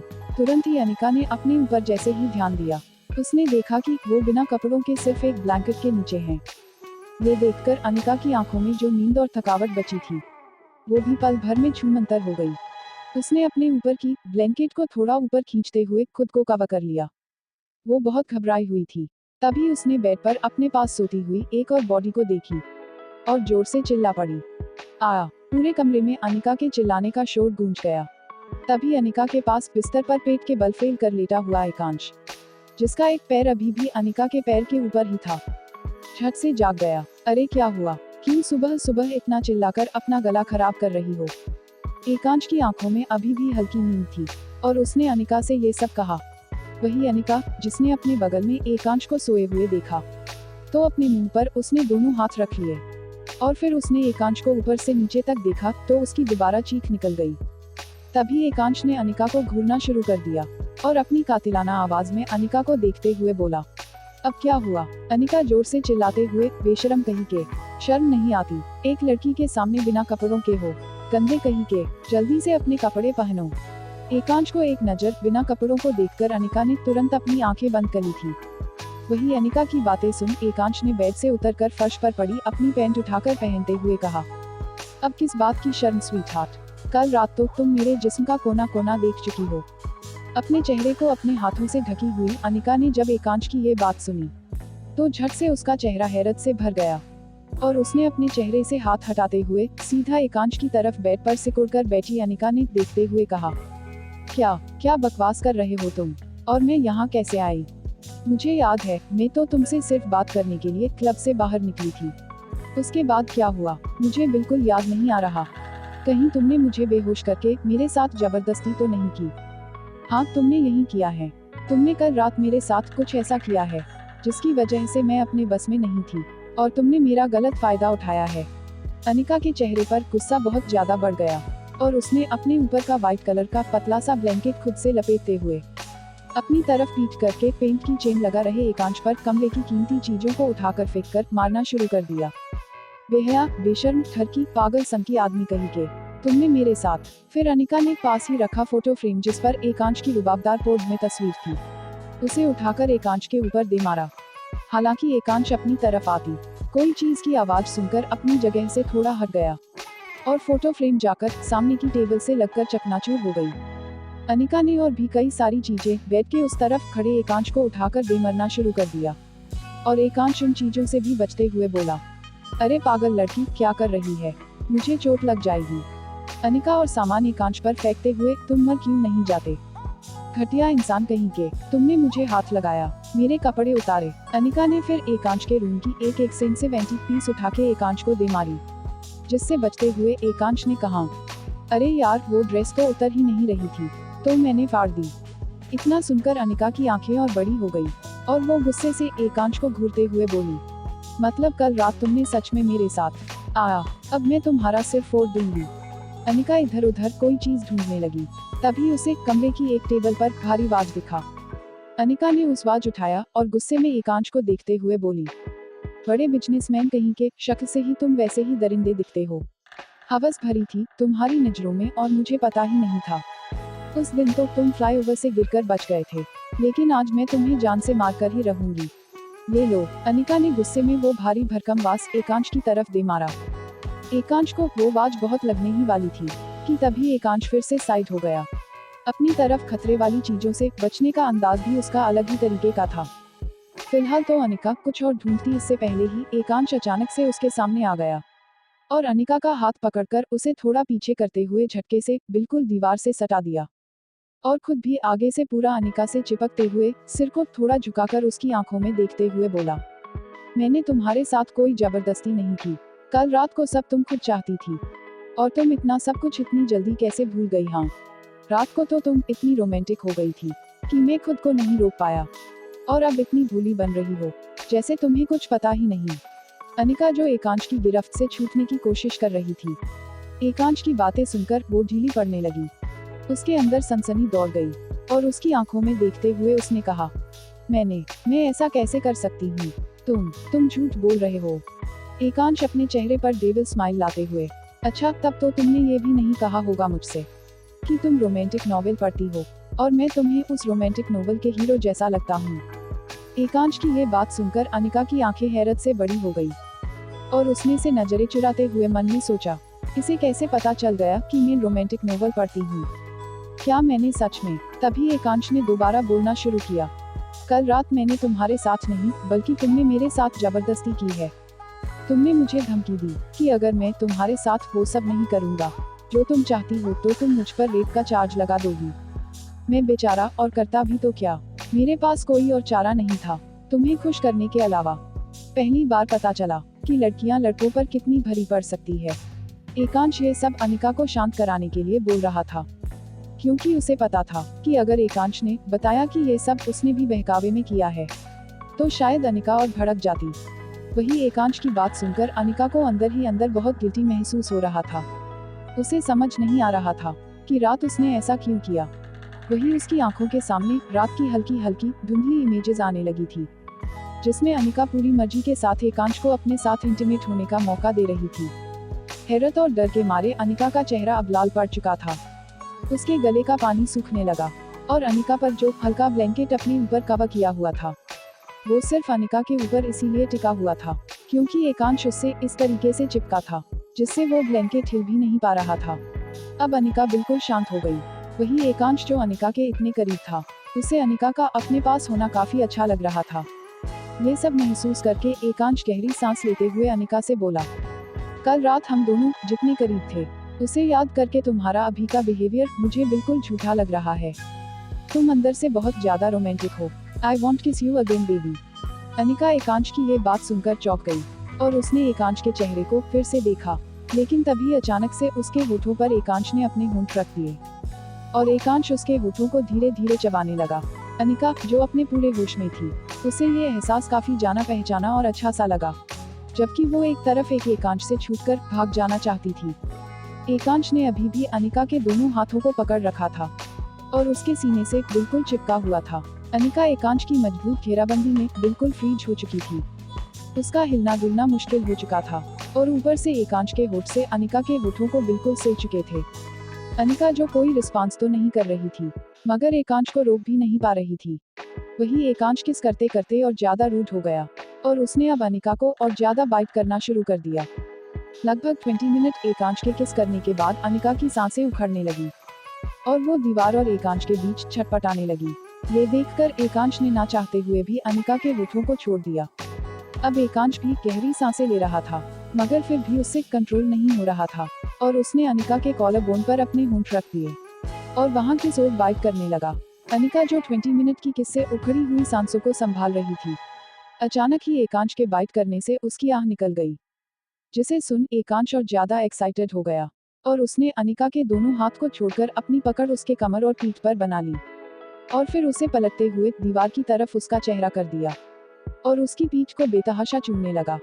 अनिका जो खुद को संभाल नहीं पा रही थी, उसने अपनी आंखें बंद कर ली थी। ऐसा उसके साथ पहली बार हो रहा था, जो कि उसकी समझ से बाहर था, मगर उसे यह एहसास काफी अलग लग रहा था। एकांश अपने काम पर बना ही हुआ था। तभी अनिका को ऐसा लगा जैसे उसे ये सब नहीं करना चाहिए, ये गलत है, उसे ये सब रोकना होगा। अनिका खुद को थोड़ा संभालते हुए बोली, देखो प्लीज मुझे छोड़ो, मैं इस बारे में किसी को नहीं बताऊंगी। मैं मानती हूँ गलती मेरी भी होगी, ये सब बातें हम दोनों के बीच ही रहेगी। मुझे घर जाना है, छोड़ो मुझे। अनिका ये सब एकांश की किस्से आह भरते हुए बोली, मगर एकांश को तो जैसे कुछ सुनाई हो नहीं दे रहा था। वो लगातार अनिका को किस करने में लगा हुआ था और अब उसके हाथ अनिका के ऊपर की ब्लैंकेट को हटाने के लिए बढ़ने लगे और वो लगभग वो ब्लैंकेट हटाने ही वाला था कि तभी एकांश का फोन बजने लगा, जिसके रिंगटोन ने एकांश का ध्यान अपनी ओर खींच लिया। वही एकांश को फोन की रिंगटोन सुनकर इस वक्त बहुत ज्यादा गुस्सा आ रहा था और वो दांत पीसते हुए अनिका को पकड़े हुए ही फोन की तरफ देखने लगा और फिर अनिका को घुमाकर अपनी तरफ करते हुए उसके चेहरे को देखकर कोल्ड वॉइस में बोला, चुपचाप यही खड़ी रहो, मैं 1 मिनट में आता हूँ। कहकर एकांश ने अनिका को हल्के हाथों से छोड़ दिया और फोन की तरफ बढ़ने लगा, जो वही टेबल पर थी। एकांश ने कॉल रिसीव किया। कॉल एकांश के असिस्टेंट मैनेजर और बेस्ट फ्रेंड तुषार का था। एकांश फोन पर, हेलो क्या हुआ तुषार, मैंने कहा था ना मेरे प्राइवेट टाइम पर मुझे कॉल मत किया करो। तुषार फोन पर, अबे सॉरी ना यार, काम बहुत जरूरी था। सिंघानिया की बेटी अमेरिका से वापस आ रही है, उसे उसके घर जाने दे या फिर जान से मार दे। वैसे तो वो सिर्फ 18.5 साल की छोटी सी बच्ची है, मगर अयान उसे भी अपना दुश्मन मानता है, क्योंकि उसके बाप ने ही अयान के बाप को मरवाया था। अयान बोल रहा है कि वो सिंघानिया के सामने उसकी बेटी को जान से मारेगा और फिर सिंघानिया को, तू क्या बोलता है, अयान को करने दो ये सब। एकांश, हम करने दो उसे जो करना है, जिस काम के लिए वो हमारे पास आया था। आज हमने वो मौका उसे दे दिया है, अगर उसे इसी तरीके से अपने दुश्मन से बदला लेना है तो लेने दो।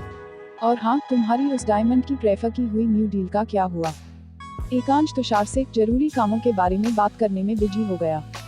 इधर इसी मौके का फायदा उठाते हुए अनिका ने पास ही के अलमारी से एकांश की ही व्हाइट शर्ट और ब्लू जीन्स निकाल ली, जो उसके लिए बिल्कुल ओवरसाइज थी, और सिर्फ 1 मिनट में उसे पहनते हुए एकांश की नजरों से बचकर पीछे के दरवाजे से भाग निकली। इधर सुबह के 9:30 हो चुके थे और अनिका के घर में आरव की क्लास लग रही थी और अरब की हिटलर साहिबा यानी कि अनिका बुआ रागिनी जी आरव को घूर घूर कर देख रही थी। साथ ही उसे खूब सारी डांट फटकार भी लगा रही थी। तुमसे हमने कहा था हमारी अनिका से दूर रहो, कितने लापरवाह हो तुम। उसे क्लब लेकर चले गए और वापस आकर कहते हो कि अनिका कहीं मिल नहीं रही। अरे शर्म नाम की चीज है या नहीं नामर्द कहीं के। जब एक लड़की का ख्याल नहीं रख सकते तो उसे अपनी जिम्मेदारी पर कहीं लेकर क्यों जाते हो? मुझे मेरी बच्ची कहीं से भी ला कर दो, तुम्हारे लिए अच्छा नहीं होगा। मैं बता देती हूँ। इधर अनिका की चाची सुनीता जी भी काफी घबराई हुई और परेशान थी। साथ ही उनका रोना रुक ही नहीं रहा था।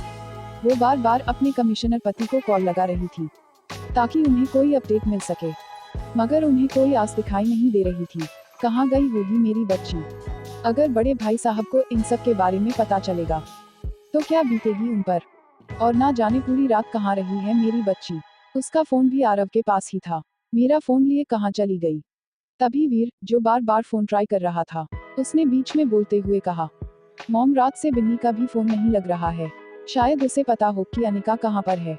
मैं उसके घर जाकर पता करता हूँ। इधर आरव सबकी डांट और गालियाँ सुनकर भी पूरी कोशिश कर रहा था कि उसे अनिका का कोई सुराग मिल जाए। इस वजह से उसने अपने सारे दोस्तों को भी काम पर लगा दिया था और क्लब के बाहर और अंदर की सीसीटीवी फुटेज भी उसने अपने लैपटॉप पर मंगवाए, जो कि अभी अभी तुरंत आरव के लैपटॉप पर आई थी। आरव, सीसीटीवी फुटेज आ गई।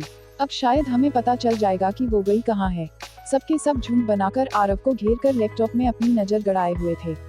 वही आरव सोफे पर बैठकर लैपटॉप में सीसीटीवी फुटेज खोलने ही लगा। तभी एक आवाज आई, आप लोग क्या कर रहे हैं ये सब? इतनी भीड़ क्यों लगाए बैठे हैं? ये आवाज सुनते ही घर के सारे लोगों के कान खड़े हो गए।